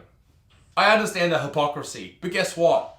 Women say, oh, I don't like short men, I don't like tall men, I don't like bearded men. Well, women with pubic hair all over their body, under their arms, it's all right around the Juna region, fucking go for it. But if it's under your arms or on your legs or on your face, that's fucking gross. Pull your head in. Ladies and gentlemen, be a good motherfucker. Peace in the Middle East. I hope you enjoyed the video. If you did, leave it a like and subscribe, and I'll see you all very soon. Toodaloo, au revoir, bye. My knee clicked. Not happy about that. Bye. He's getting old. You know, Yeah, was it 26 or something? What I wonder is if a bearded man kisses a bearded lady and their beards get tangled. Ew. Who's the one who says who's the one who says I'll clip mine to free us? Who was it right away, so to speak? Yeah. Who loses the beard to save face, so to speak? Ha ha, dad joke, thank you. There was no pun intended, but there was. There is one time that having a beard, you realise that was a really bad idea. When you have an autistic child who's about 8 years old and who has got the grip of a Is this the what do you call it demented. version? The This is the quick version. yeah, but I It's mean, got a grip of a demented gorilla. Yeah, but is this the child-friendly version? Yeah, this is the child-friendly version. Or the unfriendly child version. Yeah, more like the unfriendly child version. Yeah, when that child decides that it would be a really nice idea to grab hold of Dad's beard, wrap my fingers in it, grip on with a death grip, and then hang from said beard. I don't mean pull beard. I mean literally hang from said beard. Look, I can swing Like on an Daddy's face. Shave the next day. 8-year-old. I kind of screamed, and I might have uttered a few expletives while I was trying to make him let go, and get my face down low enough to the ground that he was no longer actually literally hanging from the beard. You would have filled the swear jar up in one go. You're saying? Yeah, I might have. Well, actually, I only swore a couple of times, but then I got an absolute telling off because I was in the children's toy library, and that sort of language is completely and utterly inappropriate. Oh, that's worse. That's like stubbing your toe and you can't curse. Yeah, because where we were in Great Yarmouth, they have a children's toy library for disabled kids, and you can take the kids along to play, and it's really good and great. But yeah, when you've got an 8-year-old hanging from your facial hair, yeah. Well, I don't know, because I learned a similar lesson about like holding a toddler. Like if you're sitting down, don't hold a toddler over your lap real close, because they got some really powerful legs. And when they get excited, they like to stomp. And well, let's just say I'm a guy, you know exactly what those hard baby shoes are going to hit. So suddenly, so suddenly now you're drooling. And, oh, isn't that cute? He's talking baby talk. And no, you're not talking baby talk. You just literally had your manhood just stripped from you for at least a few minutes. Yeah. I had one of my children when they were about that same. When the boys were about that same age, 7 and 8, one of them managed to just swing around and catch me, just in that way that is just absolutely perfectly wrong. Right in the store. And it was like I'd been poleaxed. I literally just collapsed on the floor. It was one of them. It was that painful. It was like it wasn't the drooling. It was the almost, it was literally like crying like a Girl Scout that got hit by a Mack truck. Yeah. Yeah. Fetal position on the floor.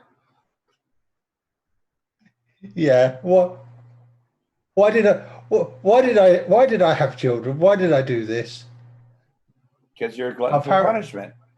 Yeah. A man loves a woman, and he really loves her. Yeah. Why did I put myself through it 3 times?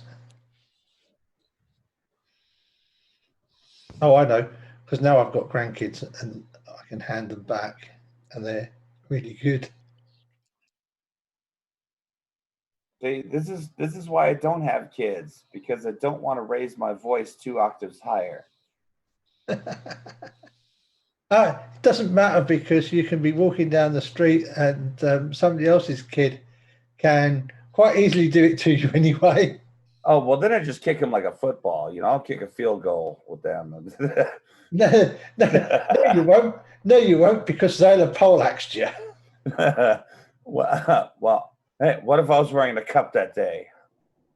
I saw you coming. Okay, I think we have now been told that we've got to change the subject. Cars and so subject changed. Okay, Mippet. I think we were getting away with the cars for a while, for a few hours. Were you? Yeah. Oh, So we're talking speaking about of my the car. Chevy Big Block. We're trying to talk about my car eventually, but we got there in the end.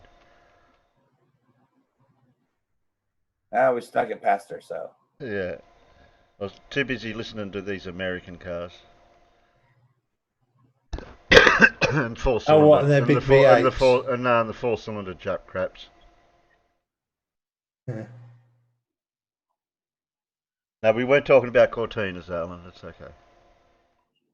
Yeah, I wish Ford wouldn't have kept putting so many straight fours in cars in the UK.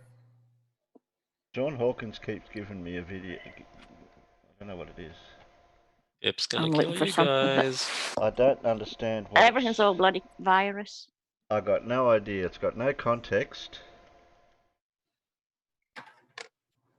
Got no meaning. Got no subtitles.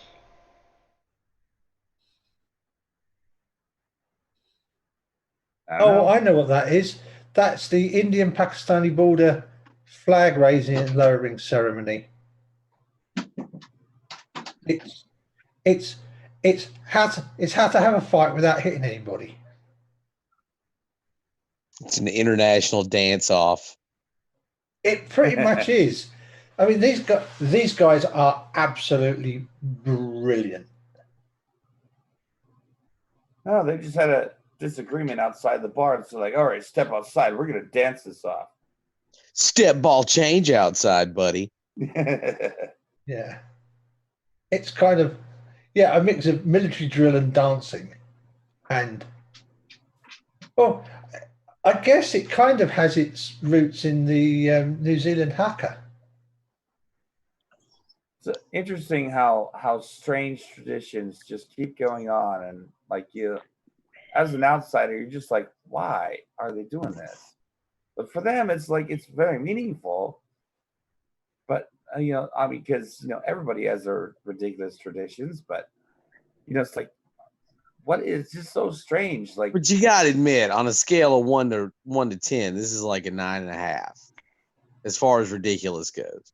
Yeah.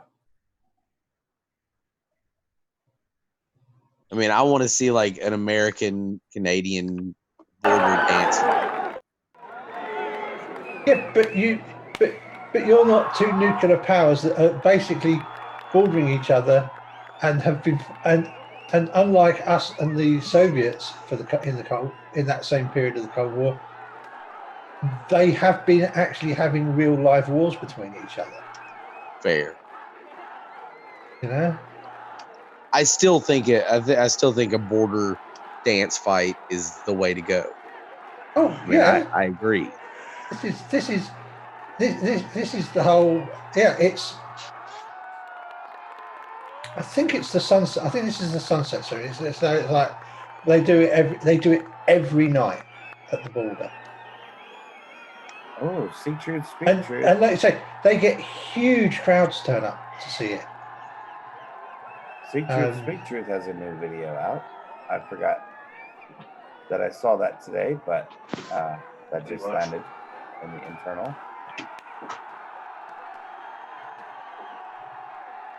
I'm not sure if that's.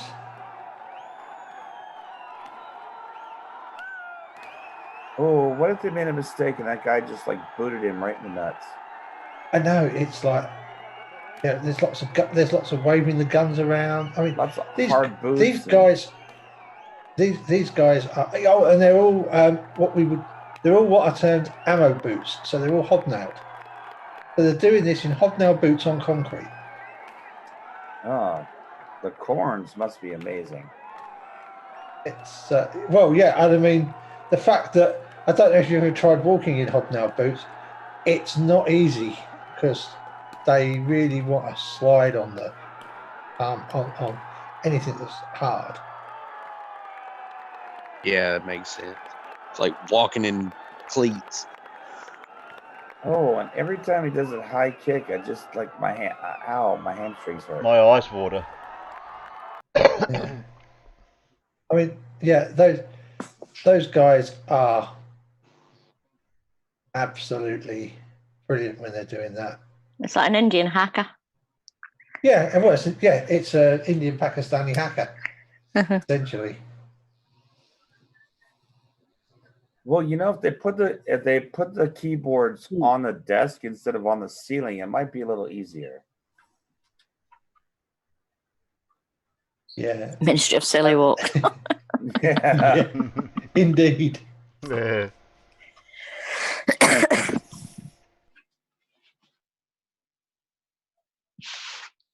All right, stop that. This is silly. What was this, Pip, you put internal? Citrus, whatever the hell he's called, the guy that was a flat earther. It's just a video because I follow him. We can stand to give him some attention to. He's a good guy. Seek truth, speak truth. Take a look at when Eric mentioned my name. I hope he mentions it again. Apologize for the poor audio.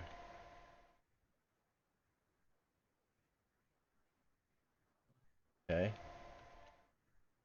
I don't know if I know. It's one of them. Is one of them Eric DeBay, or is that just?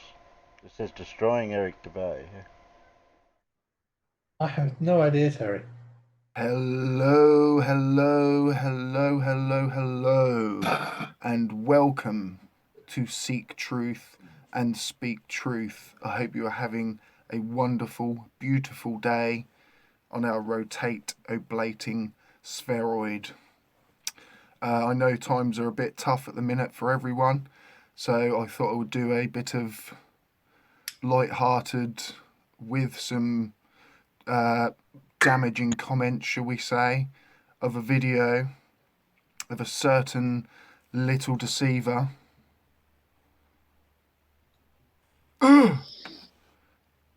Eric Dubay. Eric Dubious Dubay. What a charlatan. What a disgrace to humanity. Let's play this video because my name gets a little mention. We're at Planetary and we're here with Eric Dubay. Yes, this is the moment you've been waiting for. Eric Dubay, author of about half a dozen books, Flat Earth Pioneer. I was reading today that it's been written that polls were taken and there's about 2% of Americans believe in Flat Earth and about 7% in Brazil. So according to my calculations, that comes up to about 15 million in just those two countries. Wow. I just was like Googling some articles real quick. I heard one article is up to 6%. Yeah. I don't know how they figured these things out. 3 or 4% that are uncertain. So, I mean, for Google search results, there's tens of millions. Yeah. And then my channels, if you don't, if you count them all together, I've got like 40 million there. And so that's just me and then everybody else that yours video. Half of those views are probably just people laughing at you. Those that makes Flat Earth videos, there's gotta be tens of millions, hundreds of millions of views anyway. Tens of millions in just a few short years. So when people are getting discouraged or saying that it's stagnating, that seems to be the latest thing, is people are saying that. What's wrong with the You'll notice how sound? Eric here contradicts himself so often. And he says here, like, stagnating, as if, like, it's definitely not stagnating. We'll continue. Flat Earth is stagnating. You heard that one? It's just not going anywhere. Really? there's no hope. Convincing tens of millions of people in the space of a few short years that, like, everything they've been taught since they were. I feel like I'm sitting on his lap as like a little baby or something going, da-da, da-da. So I'm going to move my position. I'll go in between them so it'll look like they're both looking at me lovingly. Children is a complete lie, and having them, get through it. I think there's a lot to be happy about. Before you came on the scene with your research, do you know how many like Google hits or what was the statistics of how many people were actually looking into Flat Earth at the time? Yeah, there was just a couple hundred on Google. I guess the and it was mostly problem Flat with Earth the sound Society of and their forum and their pages, which is being speak of recorded other than in a restaurant, Flat Earth and books, the 1800s books. Those are good. That was about all I could find. they're That's just why that's what's included in my books, is because that's what was available when I researched the subject. So now it's. That's all you could find. That's all that was included in your books, in your plagiarizing, basically, from Samuel Rowbotham, the original Flat Earth con man. But in the past 5 years, it's exploded. So, yeah, absolutely. There's a lot to be happy about. It beat out Donald Trump and the Kardashians and a bunch of other, like, Tom Keelands. So it's going strong. And the stagnation, I think people are expecting, like, the next step is. So now it is stagnating. Twisting. That people are going to come out on the news and the mainstream media. Astronauts are going to be like, oops, I was just faking. And then they're going to do lecture circuits, like David Icke. And this is a big submission here from Eric. Mr., New World Order, they're trying to take over the world. Let's, fight against it. Oh, but no, people are expecting too much, it's never going to come out, I just need to keep making you all believe it will a little bit, the Earth's flat, but, it's never going to be confirmed, because the Earth's not flat. I've done a community post the other day and a commenter made me crack up laughing. He went, I know the Earth's not flat because there'd be a conspiracy that it was a globe. So true. 9-hour lectures exposing NASA or something like. I think what people they're going to surrender. Yeah, that's what people I think are expecting is some sort of mass surrender or some sort of mass event. That if you think about it, that's not going to happen. The mainstream doesn't allow that kind of thing to happen. The news media doesn't want to give that kind of coverage to anybody, but Mark Sargent is just going to, give us the worst. I think a lot of people would be a bit hesitant in having you on live national television. Not quite sure what you might say, and some of it is disgustingly outrageous, some of the things that you deny. It's just horrible. But don't be jealous of Mark for going on this morning. This morning is basically a morning television show, and you either watch it if you're ill, or if you don't work in the mornings, or you're just a little bit bored. They have a lot of people on there with outrageous stories. It's like an entertainment show. It's not factual. I'd be worried if Mark Sargent was on, say, Question Time or something like that, then I'd be a bit concerned, but that's definitely not going to happen. Flat Earth, explanations ever to turn people off. So I think the problem is more in the expectations, that we're expecting too much, but not even too much, because we've exceeded my expectations in many ways, and it's just going to continue. It's as I say, once you go flat, there's no going back, unless of course you're Tiger Dan or Seek Truth, Speak Truth, or any of these other guys that are pretending. Hey, sister! I felt the real anger there. Seek truth, speak truth. I've got under your skin, haven't I, Eric? If I was a faker, why did you subscribe to me? Why did you share me on your IFA's website? Of course, all has been deleted now. But I have a video of when I was a flat earther. In amazement that you had subscribed to me. I once cried when I got a message from you. I was that besotted, as you can see this man here is right now. And this guy actually, the Oddest Vegan Couple or something like that, they were subscribers, and one of the comments they made was, if Eric Dubay subscribes to you, that takes the intelligence of your subscriber base up by 1 million. So, yeah.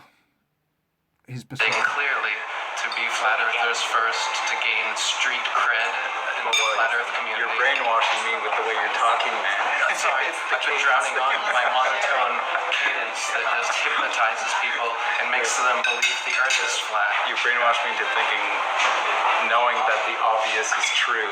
It's amazing how my voice just does that, but I hear about it every day in the comment section. People are hypnotized.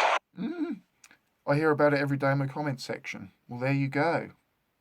And then, thanks to Fight the Flat Earth and SciManDan and whoever else these weirdos come up with, they just convince people, right? These weirdos. Who are these weirdos? Who employed me, Fight the Flat Earth, and SciManDan? Who did it? Who? Ugh.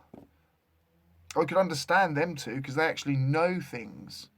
Maybe that's why I was the Flat Earther. But once you just realise that this man is evil. He is evil. He is pushing an agenda. And Eric, I don't know if you believe the earth is flat. I don't know. But surely, Southern Star Trails, just go to the South Pole. I hear people have actually offered to pay for you to go and you don't accept the trip. Why is that? If you're a man of truth, go to the South Pole. But you've been offered to go and you don't accept the offer. That does make me think, because if I was still a flat earther, I would definitely take that offer up. 100%. So that tells me you are a fraud.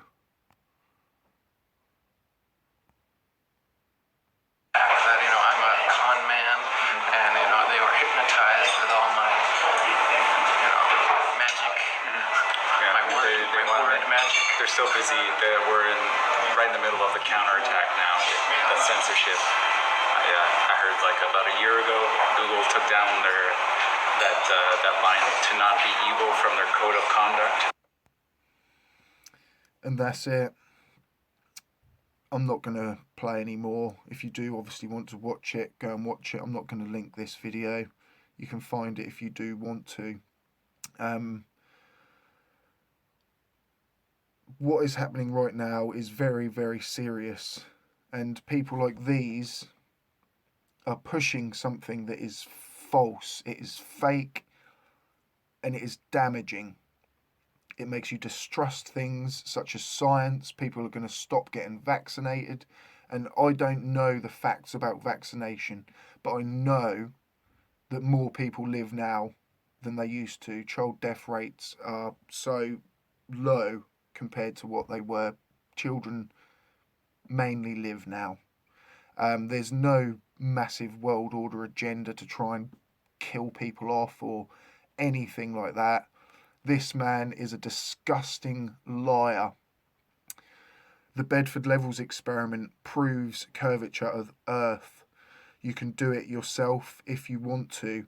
Any body of water, it would obviously have to be straight for you to be able to get a long distance, but you can do it yourself. You just have to be more than, I think, 4 meters above the water to discount refraction.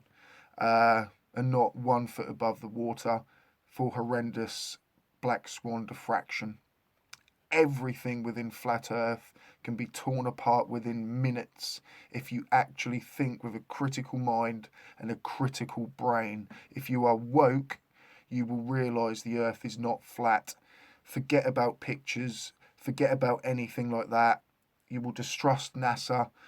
Of course you will, because you think the Earth's flat and they are a satanic organisation. You are so far from woke that you've basically been in a coma since Tutankhamun died. I'm sorry, but stop believing this without second questioning it and second guessing it. It's vile behaviour. I don't know whether this man knows he's doing it or not, but he certainly makes money out of this. He even has a children's book promoting flat Earth, and it is disgusting, pushing this to children, indoctrinating them from young. It's a cult because this man turned his back on me, and listen now how seek truth, speak truth. He turned on me. I was a flat earther. I believed his nonsense, and I know how easy it is to fall for it. So I don't blame you, but I offer a hand of hope. If you want to take it, I would like to talk to you. I'm not here to try and con you out of the truth. I am here to offer you the actual red pill. And if you're woke enough, come and take it. And then realise that these guys are con men. Well, not him. I'm not saying this guy's a con man, but he's very well misinformed. But this guy here is dangerous. He's a dangerous man. And the more you look into him, the more dangerous you realise he is, because of the beliefs that he holds. I won't even discuss them on here. It is vile behaviour. Bit of a emotional one there, guys. Tough times, like I say, and a lot of people are going to have a lot more time on their hands at the minute. So I just want to make sure that if you are watching this guy, that it is from an eye of wokeness, to realise that everything he says is the opposite of that. Every experiment he mentions, there'll be Aries failure.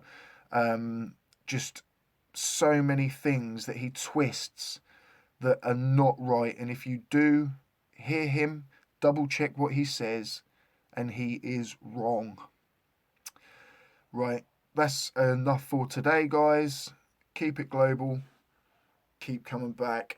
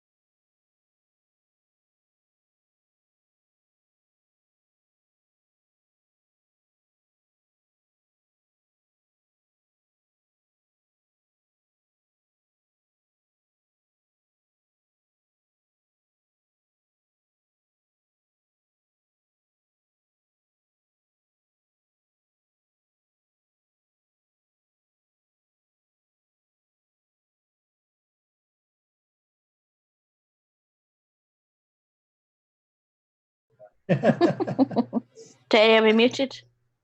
The daft thing is No, that not a now. couple of Lavalier microphones are really cheap. I mean, you can buy Lavalier microphones really cheap anyway, and they would have certainly helped in a noisy environment like that, because you just don't need nearly so much gain. Yeah, they have these clip-on microphones.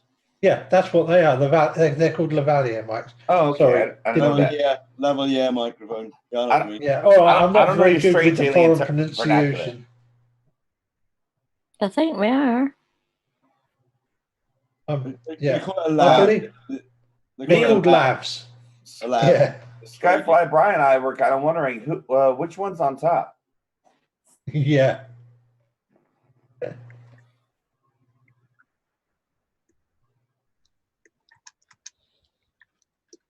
We've got 9 minutes. Nobody in my side chat yet either. Well, I can fix that.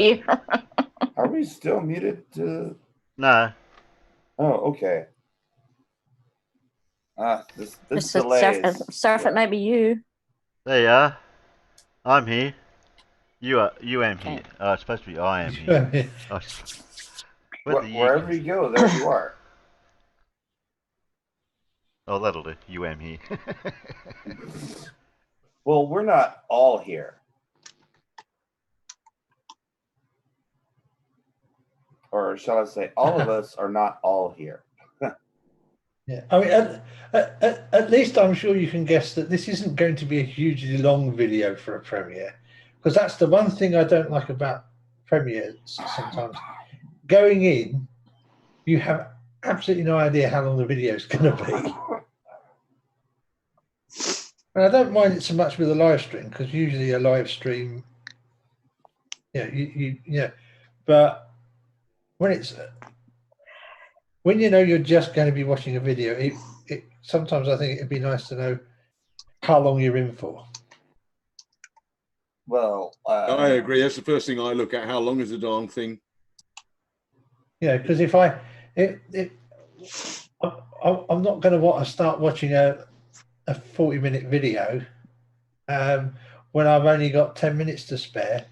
Whereas if I suddenly found that somebody I know has a live stream starting or is going on, I might drop into a live stream for 10 minutes while I'm getting ready to go out, because Because we're panel whores. Yeah, because well, not even on the panel, but I mean, just to wow, just total like deadpan goes right over that. I prefer a man of negotiable affection. Yeah. Yeah. But yeah, we're panel whores. Negotiable. So what is your price? You don't want to know. No, yeah, maybe I don't. Negotiable. I mean, it's not a set price. Otherwise, it would be a man of set affections, not negotiable affections. Of MSRP affections. Mm-hmm. It's a sliding scale. Alan Boggs says hello, Mum. Yeah, I can see that.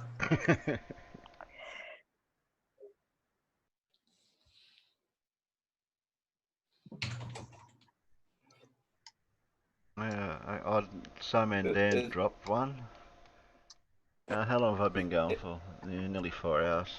Is Pipe Parrot going to read us a story? Tomorrow night. I want to hear the kitty one again. You can hear it anytime. I know. I've watched that like 4 times already. It cracks me up like the first time every time. I love that video. Not so much for really just reading the story, but just listening to you trying to read it and not crack up, because I keep hearing like little hang up. That's what kills me. Why is Surf naked in my YouTube? No, he's not. He's not now, but he was. Maybe he smoked a whole bunch of meth and got naked again. Never know with these people in the YouTubes and stuff. So you got I mean, I bet half of them don't have pants on. You got 6 waiting, Alan. Oh, good. Yeah, 4 minutes. Did anybody hear Brian Leake talk about his free energy machine that he's working on? Oh, Lordy. Was he talking about it on Jose's today? Yeah, he was, yeah. Oh, I must have missed that one. I missed that one. I missed that. I love the free energy machines. Do tell. I'm interested. Yeah, same here. He thinks you can generate hydrogen from water and use the hydrogen to run an engine. Oh, what, to create more electricity? Oh, wait. Yeah. I've heard this one before. Yeah. Yeah, he got it to run for a whole 6 seconds. Yeah, it's like, actually, I didn't want to break it to him. It was probably just fuel left in the fuel bowl. Apparently, there was a guy, it's an old story, that apparently drove a car, a modified vehicle, all the way across the US on just water. I think he said, what, just 1 or 2 gallons of water? I don't know, but apparently on water alone, he could run a car, and he drove all the way across the US. And then the Mythbusters did a feature on it, and they said, no, it's busted. You can't do it. No, the laws. Brian thinks they didn't do it right, but he thinks he can. So that's what he's working on. I was there for this one. Yeah, I remember this one now. But But you need to use more energy to break the water molecule down to hydrogen and oxygen than you get back from recombining them. Right, that's the problem. He thinks that you can put, because you have to put energy into the system to get the hydrogen out, right? Yes, of course. And so he thinks you can get more out than you put in, and that's a violation of physics. Oh yeah. Laws of thermodynamics and everything. Yeah, right. I tried to explain to him that just the amount to run a single little engine, it would be boiling so rapidly, and it would take a lot of actual power, more than that engine could even generate, much less driving a car. He's like, no, this guy goes across the country on like a gallon of water. Yeah, sure, okay. Where did that story I come posted from? an appropriate 1-minute clip for you if you want to play that. That story come from about the guy driving across the US on water alone? Is that some urban myth? I don't know. I mean, there's a big thing about putting these hydrogen cells in cars, isn't there? And because you can utilize the extra energy from the alternator to drive to drive the electrolysis. But but because you don't get any advantage out of it, you actually get a disadvantage because the alternator is having to drive it still, which is taking horsepower from the motor. And it's taking all its power from the motor, and it's using more power to create the hydrogen than you get back by throwing the hydrogen into the fuel mixture and burning it again. And not to mention that alternators are generally about 30 to 35% efficient. Yeah, Listen I mean to that's the thing. When you look at the total efficiency of an engine, yeah, you're screwed, man. We watched That 70 Show. That's from the first episode of That 70 Show. That's I remember that. Ooh, that might be a big hit of naughtiness on your channel, Terry. Yeah, that's what I was thinking. That's mainstream. That's mainstream TV. They can get. I mean, well, it's only a minute of it. It doesn't take much. Yeah, but it's still enough to get you a hit. And it's from UK and UK too, Alan. UK don't like me. No, you could get hits from you're more likely to get hit from the States, but even so, well, it's already been played, so.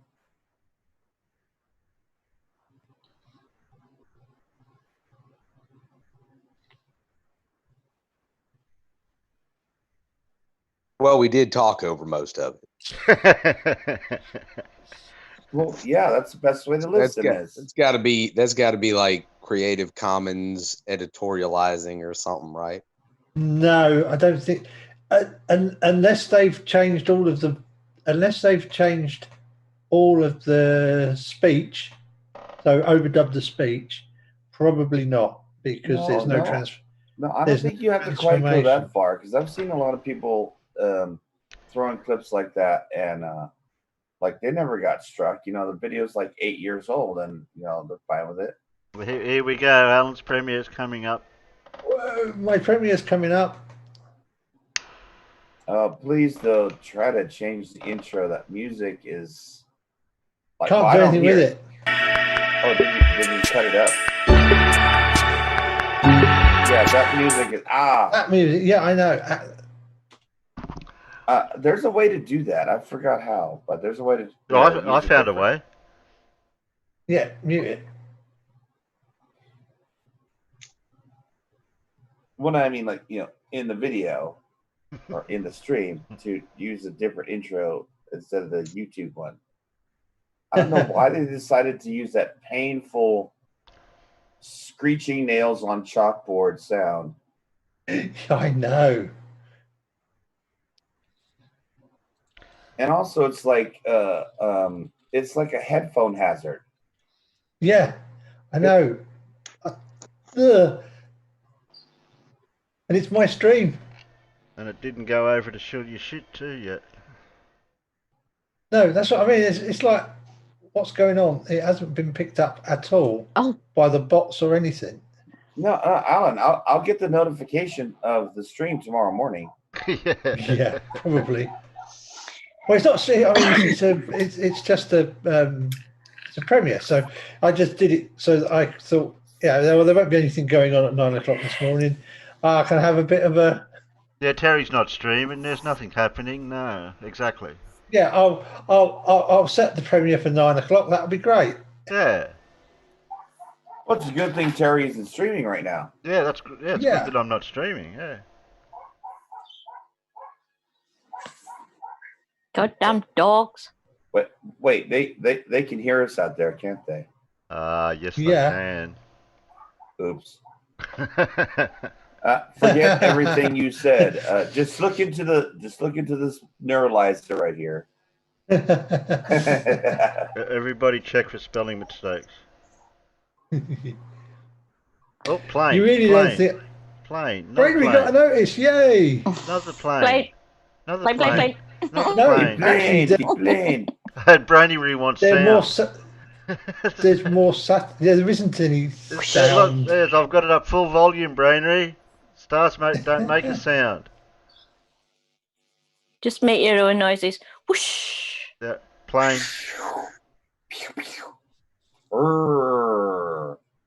Plane. That's the sound planes make. Look Not at that plane. pretty thing in the middle, not moving. Yes. I see a duck. Hey, that's my line. Okay, really, I see more of like a Tyrannosaurus Rex now that I think about it. It's a T-Rex. Okay. Now I it's like see something.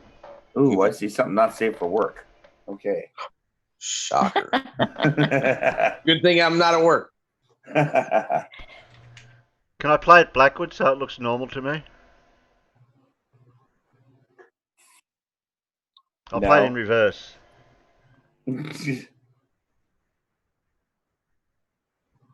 That's it. Thanks for tuning in. Yep, that's it. Thank you, everybody. It was my star ones are always only fairly quick because, like, you know. Well, you know, the camera might be running for 8 hours. You still only get like 30. You know, with a 20-second exposure time, you still only get like 1,300 frames of video. At 24 frames a second, that ain't very long. Well, you did premiere the stars from that angle on those exact coordinates, but you just moved it a few like pico arc seconds right there. so like this is a view from the yard here, and then I move it 1 foot over here. See, that's a new video right there. You can triangulate the angles, then you can't.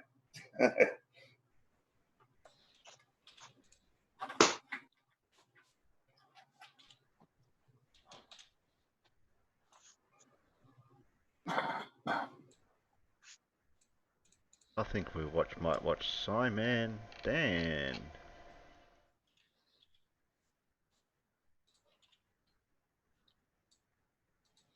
Vote between 1 and 1. 16. 45. 62. Hike. Rename me, no, I haven't had a chance yet. It has been some time since Kent Hovind made. Oh, that was a bit premature. Yeah, they haven't even voted for the one choice that they can vote for.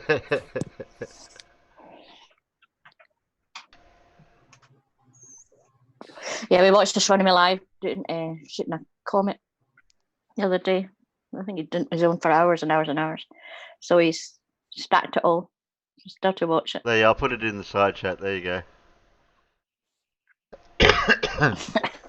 Pick 1 or 1. Vote now. Well, you know what's going to happen. See, there it is. Oh. Terry, you should still time out anybody who voted early. Yeah, but I put in vote now. No, he said now. Oh, yeah, I said Oh. now. Yeah. Foiled. Mipit 0 is not a number. Yes, it is. No, it's a placeholder. No, 0 is now a number on the integer scale. 0 is a placeholder on the decimal scale, which was discovered by the Mayans, actually. That's why a lot of Greek engineers had some trouble with some of their numbers. Interesting fun fact there. I think it was discovered before the Mayans, or about I think we got it about the same time as the Mayans, because it was really brought into its own in India. Well, it wasn't actually used as the way we use it now. 0 meant completion, like they went 1 through 9 to 0. So 0 was completion. But what they wound up doing was finding out that they could actually like do hundreds, thousands. So they could actually represent things. They used to put things on knots. It's sort of it looked like a necklace with a bunch of tweed coming off of it, and there were like knots tied in it in certain places, and that was sort of like a calculator / abacus for them, and also showed a record of their harvest. But the exact way to read it was lost in the sands of time. So to this day, nobody has been able to decipher it properly. But they've gotten as far as to know that it was for that. It's just that they couldn't get any more information because they didn't write down a whole lot. Yeah, well, the thing is that when you think about it mathematically, 0 as a number kind of gets useful when you start considering negative numbers as well. Well, no, negative numbers, that's a decimal place. No, I don't allow negative numbers in my life. Negative numbers are not a decimal place. I don't allow positive. Not unless 10 to the minus 17 is a negative number. Well, there's a 10. There's a 10, so that's saying 1 and then a placeholder. It's a small number, but it's not negative about it. Yeah, exactly. What I'm saying is have a Napoleon complex or anything. You need 0 becomes an important. 0 becomes important as a number when you start having to deal with negative numbers, because you end up with that situation of where you have to record that there is nothing, and you can't just leave a space anymore. Because if you don't have a concept of negative, if you don't use negative numbers, then well, you can't have the other side of a float value. You don't need a 0, because you ending up with nothing is not a problem, is it? Because press play, please, Terry. I'm waiting for voting. You can't have debt or taxes without negative numbers. So I get what you're saying there. I imagine like the ancient Sumerians probably had some idea about negative numbers and zeros.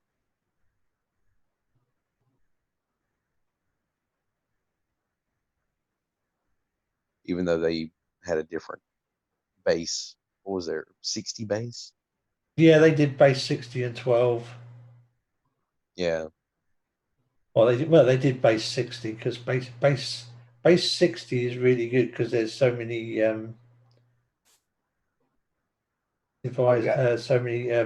factors, isn't there? Base 26 is hard enough to deal with. Don't give me 60. No, base 60 is great because it's got lots of factors. They figured out it was like due to the number of knuckles in your hand, the way they counted things, where they'd start at like the tip of their pinky and work their way, use her hand like a calculator. Well, that's why I'm glad I live not in that era. Can I play? Can I play now? Yeah, go on. Press play. It's your show, Terry. Before you digress too far. It has been some time since Kent Hovind made any sort of video regarding my previous correspondence, and he has yet to accept my challenge, so I thought I'll move on to something else. Living Waters is a YouTube channel that spends quite a lot of time not only attacking atheists, but evolution too. As I'm an atheist that understands that evolution is an undeniable fact, I sort of thought... It's like, I was made for this.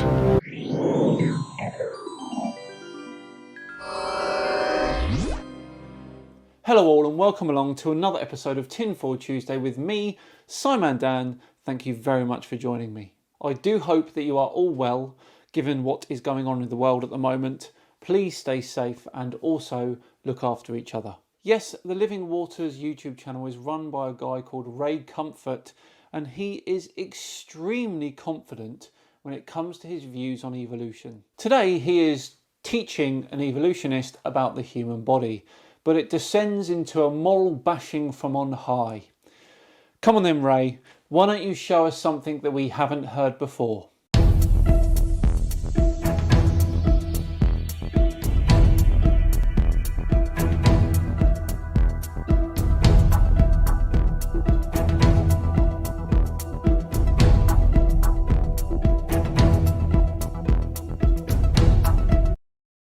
Looks and sounds a bit epic at the moment, doesn't it? Do you believe in Darwinian evolution, or do you think God made man in his own image as male and female? I think it's a little bit of both. I think God did create man and women in his own image, but at the same time I believe science with over the evolution came to where we are today. And a popular theory, I understand, amongst Christians, at least there is no denying that evolution is a thing with this line of thinking. So Eve was a hairy primate? Well, we don't really know. I don't think I personally don't know any images of what she would look like. All we know is depictions through the media and through our cultural, right, of what she was perceived as a human. And I think she was a human, I believe, just like the people of then were. So it'd be kind of weird if she was a monkey. I don't think so, or a primate, as you'd say. Yes, because that would be the weirdest thing, wouldn't it? Do you know if there's any proof for Darwinian evolution that man and primates have a common ancestor? I would have thought the fact that we share 99% of our DNA with chimpanzees would be a good start, wouldn't it? I believe there's some bone structure that we have, like our tailbone, for example. I think that, I believe, was a sign of evolution, because as it decreased, we no longer needed it. So, and I think it's like there's a lot of muscles that we don't have no use for. So, an excellent point. The coccyx is believed to be the remnants of a tail. Such as? For the tailbone, there's some bones in our toes that we don't really need.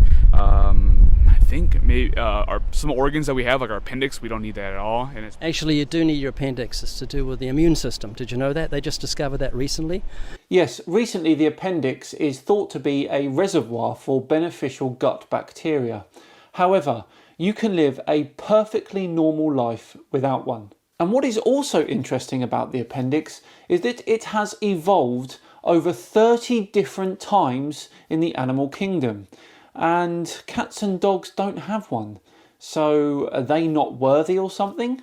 And it's not a tailbone, it's the coccyx vertebrae, and without it you wouldn't be able to go to the bathroom. It's got a function. Explaining that you won't be able to go to the bathroom is a gross oversimplification as to what the coccyx is actually responsible for. Yes, it has some pelvic floor muscles attached to it, but again, you can live a perfectly normal life without one. It's nothing to do with the tail. And you say you got some toe bones you don't need, so we'll amputate them and see if you can walk. Ridiculous statement. People can walk without their pinky toe, for example. The video will continue in a few seconds, but I wanted to remind you to please subscribe to our channel and click on the notifications bell. And don't forget to like, comment, and share. Thank you. No thanks, I'm all right. There's no evidence, it's all blind faith. And there's evidence for speciation and adaptation. Birds' beaks adapt, and there's there's speciation within kinds, such as the Chihuahua and the Great Dane. There's great variety within the dog kind, but animals don't change kinds. They stay as dogs and cats and birds. If we are talking about biblical timescales, then of course they do. But we know in reality it takes tens of millions of years for a species to evolve. And that's what Darwin theorized, that there was a change of kinds. But there's no evidence for that. Do you believe God exists? Yes, I do believe that God exists. Do you think he's happy with you or angry at you? In terms of Your morality. Morality, I believe God would be happy with me. He's happy? I believe so. You think you're a good person? I like to believe so, yes. How many lies have you told in your life? Too many to count. Ever stolen something? Yes, I have. Ever used God's name in vain? Yes, I have. Jesus said if you look with lust, you commit adultery in your heart. Have you ever looked at a woman with lust? Yes, I have. So David, I'm not judging you, but you just told me you're a lying, thieving, blasphemous adulterer at heart, and you have to face God on Judgment Day. So if he judges you by the 10 Commandments, we've looked at 4, you're going to be innocent or guilty. I, of course, as an atheist, believe that you do not need religion to be moral. I consider myself a very moral person, and I will do whatever I can to help those that are less fortunate than me. This is a ridiculous line of questioning, because if Mr. Comfort has never ever looked at anyone with lust before, then he is not biologically human. And no one, I mean no one, can honestly say that they have never ever lied. If we look at it that way, I would be considered guilty, yes. Heaven or hell? To do that standard, I would be going to hell. Now, does that concern you? As a man who believes in God, I think this would concern him quite a bit, don't you, Ray? It does. It does. I would like to change my ways and try to become a better person, an overall better Christian. Well, try that in a court of law. If you say to a judge, Judge, I've broken the law, but I'm going to change my ways in future, he's going to say, so you should. You shouldn't be doing wrong. And you're going to jail because you've broken the law. I'm confused. Isn't Christianity all about forgiveness? Apologies, I'm not an expert, but I thought you could kind of play that card. So there's no way you can be saved from hell outside of the mercy of God. What did God do so sinners wouldn't have to end up in hell? Any idea? He gave us his one and only begotten Son to die on this earth. Do you understand the legal implications of that? Of him dying on this planet? That Jesus was pinned to a cross by Roman soldiers, was crucified, and then was risen in 3 days. Legal implications of this. The 10 Commandments are called the moral law. Okay. You and I broke the law. Okay. Jesus came and paid the fine. Yeah. It's as simple as that. That's why he cried out, "It is finished," on the cross. In other words, the debt has been paid. I really do not understand this man. He is attempting to argue with another Christian about things that this guy already knows about. If you're in court, even though you're guilty, if someone pays your fine, the judge can let you go legally. You can legally do it, even though you're guilty. Well, God can legally let us go, commute our death sentence, all because of Jesus' death and resurrection. He paid the fine, rose from the dead. What you have to do is repent and trust in him. Now, at the moment, you're like a man on the edge of a plane 10,000 feet up. He knows he's going to have to jump, and his plan is this. He's going to flap his arms, try and save himself. And I'd say, hey, don't do that. Trust the parachute. Trust the parachute alone. So I'm saying to you, David, is transfer your trust from yourself to the Savior. Don't say I'm a good person, because you're not. It's not going to work on Judgment Day. You're like the rest of us. Transfer your trust to the Savior. Does this make sense? I really don't understand why Ray is coming down so hard on this guy just because he believes in God and evolution. Bizarre. It does make sense. And the moment you do that, you'll be born again. You'll come out of darkness into light. You'll come from death into life. And there's no way you'd accept that man made God as a primate. You'd say Jesus was right when he said, in the beginning, God created male and female. And so, has this given you something to think about today? A little food for thought, yeah. A little food for thought? Yeah. Or is some big food for thought? Good meal. I really like this guy. Honest and polite. Yeah, good meal, because this is your eternity. Yeah. There's nothing more important than Jesus warned on the day of judgment, many would say to him, Lord, Lord, we did many wonderful works in your name, and he'll say, depart from me, you worker of iniquity, I never knew you. So there's nothing more important than your eternal salvation. Do you have a Bible at home? I do. When did you last read it? 2 days ago. When did you last feed your stomach? This morning. So which is first in your life, your Bible or your belly? My stomach. Yeah, so put the Bible first. You'll never go wrong. I'm sorry, but that is a horrendous statement right there. There are over 200 million people on the African continent right now starving. What do you think they would choose? I am not someone who bashes religion, and when it comes to it, I believe that people can make their own mind up in terms of what they want to believe regarding religion. Childhood indoctrination besides. However, this is what I simply cannot stand. People like Ray sitting on their moral high horse, directing orders to those that they perceive to be less worthy. We are all equal and we are all worthy. The minute that you start making your own decisions about that, then your moral high ground starts to become very shaky indeed. Let's leave Ray there for today. I am interested in taking a look at his channel again at some point in the future, so keep an eye out for that. Thank you all very much for watching today. If you enjoyed it, then please do like and subscribe. It would be thoroughly appreciated. I've been SciManDan. Have yourselves a great week. Stay safe, look after each other, and I'll see you all on Friday for 5 things that flat earthers have no answer for at all. See you then. Only 5? The top Only hits. 5? No, 5, just the top hits. That's a bit limited. Well, I mean, he's not going to do all 2 million in one video. So looking at a woman with lust in your heart, you've committed a sin. Well, how about this? No lust, no sex, no babies, no babies, extinction. No babies, no Christians. Well, that was actually the thought processes of the early Christian church. They didn't want to be fruitful and multiply. They were an apocalyptic death cult. They wanted the end to be nigh. No, they also bred themselves in numbers, like they do on purpose now, breeding themselves in numbers in an attempt to outpopulate those who don't believe as they do. There are certain sects that do that, yeah. Well, yeah, sex is how. Oh, you mean the other sex? That's right. Boom, boom. You didn't think I was going to let that one slide? Only with some KY. So, yeah, I mean, it was an easy win for Ray. I mean, he met the most politest dude in the world who already believes 90% of what Ray believes. He just doesn't believe the goofy, it's 6,000 years old and dinosaurs were just not let on the ark BS that particular sect of Christianity spews. But they're not representative of, like, Christianity writ large.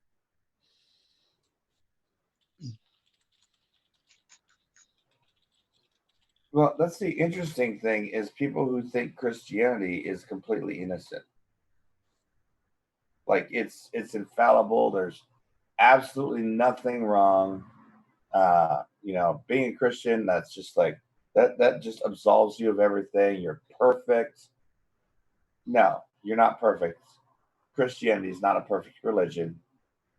In fact, it ripped off a lot of other religions, walking on water, healing the dead, coming back after 3 days, healing the dead, healing the sick, coming back from the dead after 3 days. He did raise the dead as well, didn't he? I think he did, yeah. Jesus, Lazarus, Jesus raised the dead. Depends on which. It's funny. In one version of the story, he's asked to, and he tells a parable about this time that he didn't raise a dude named Lazarus back from the dead. And then in another book, he does it. So it's like either there just happened to be two dudes named Lazarus that Jesus knew, and he decided not to raise one of them from the dead, and the other one he decided to raise from the dead. No, maybe there were 2 Jesus. Yeah. I mean, it's just pretty likely that the story got, kind of garbled and became a big fish story with the telling. There's probably a grain of truth to it. There was probably some Lord Stephen Christ dude running around in Judea, at that time period where they were like slinging stones at the Romans and stuff. I mean, yeah, there were plenty of those people. I think they kind of got merged up into one dude, and then the story just kind of grew with the telling. Well, I think another part of it might be the fact that it's been translated 27 times into several different languages by mostly illiterate scribes. They weren't literate in the language it was written in to translate it. So they made a bad translation, and that happened over and over and over again. It's like that joke about the Catholic priest who dies and goes to heaven, and he's walking around with St. Peter. St. Peter's giving him the tour, and he's like, "So what's the first thing you'd like to do, now that you're up here in heaven?" And he's like, "I'd like access to heaven's library. I'd like to look at the original Bible." And St. Peter's like, "Great, sure." He takes him to the library, shows him the original Bible, leaves him to it. A few hours later, you hear this loud scream from the heaven's library, and it's like, it says celebrate, not celibate.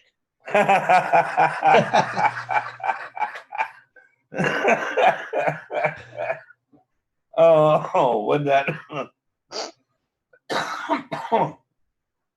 Oh, wouldn't that just ruin your eternity right there? Yeah. I'd be a little pissed about that. He goes right to God. He's like, "God, you ripped me off." He's like, "No, I didn't. Trapdoor down the hill." Well, technically, God did rip him off because he asked him for his foreskin. Yeah. I don't know why. I mean, if God didn't want us born with foreskins, why did he just make us without foreskins? And if he wants to collect foreskins, well, he's all powerful. He should be able to just Thanos snap a bunch of foreskins into existence. Yeah, I could just see it now, just a desktop just full of foreskins. Yeah. Just like, yes, okay, I've got them all. I've just never understood it. It's like he's the weird candy man of foreskins. I can kind of understand the thing for circumcision of boys certainly in the Middle East at that period, because it would potentially reduce the chances. Yeah, as long as the circumcision goes okay and doesn't cause any sepsis in and of itself, it's probably a good move hygiene wise in that era. Even today, sure, I can get cultural, reasons for doing things, but once their beliefs became codified into the being that was Yahweh, it just seems like they sure did ascribe him with their preferences, and one of those preferences seems to be a near maniacal fear / loathing / I don't know, Gollum-like craving of human male foreskins for some weird reason. It's just really weird. I'm actually really glad that I'm circumcised because, I don't have to worry about the extra work involved, with taking care of all that. And, well, I don't know, a worm coming out of a sock might scare some of the ladies. So. But okay, well, I'm thinking about having clit reattachment surgery. You know what? Anyway, you guys know that no more knives there. That nobody of any of these faiths can, any of these can be an officer in the Royal Air Force, because to be an officer in the Royal Air Force, you have to be a complete dick. Huh. Like that.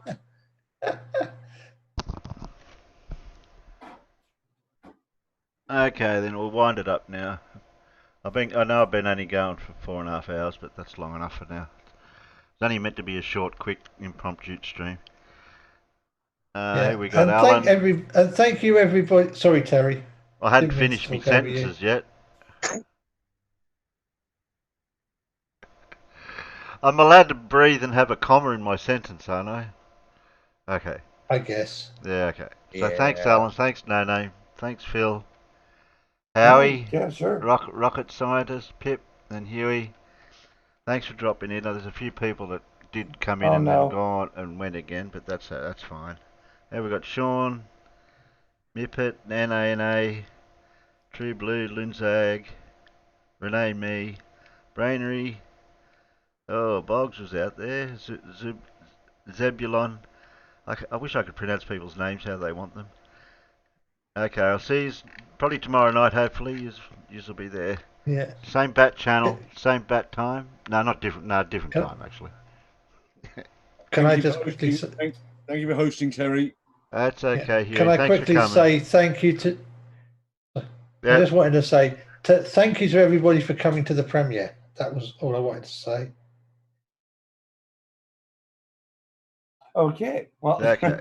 yes. It was actually it was pretty good because I can actually imagine putting that on loop, and just kind of watching and seeing if I can like pick out a star that like was moving slightly differently.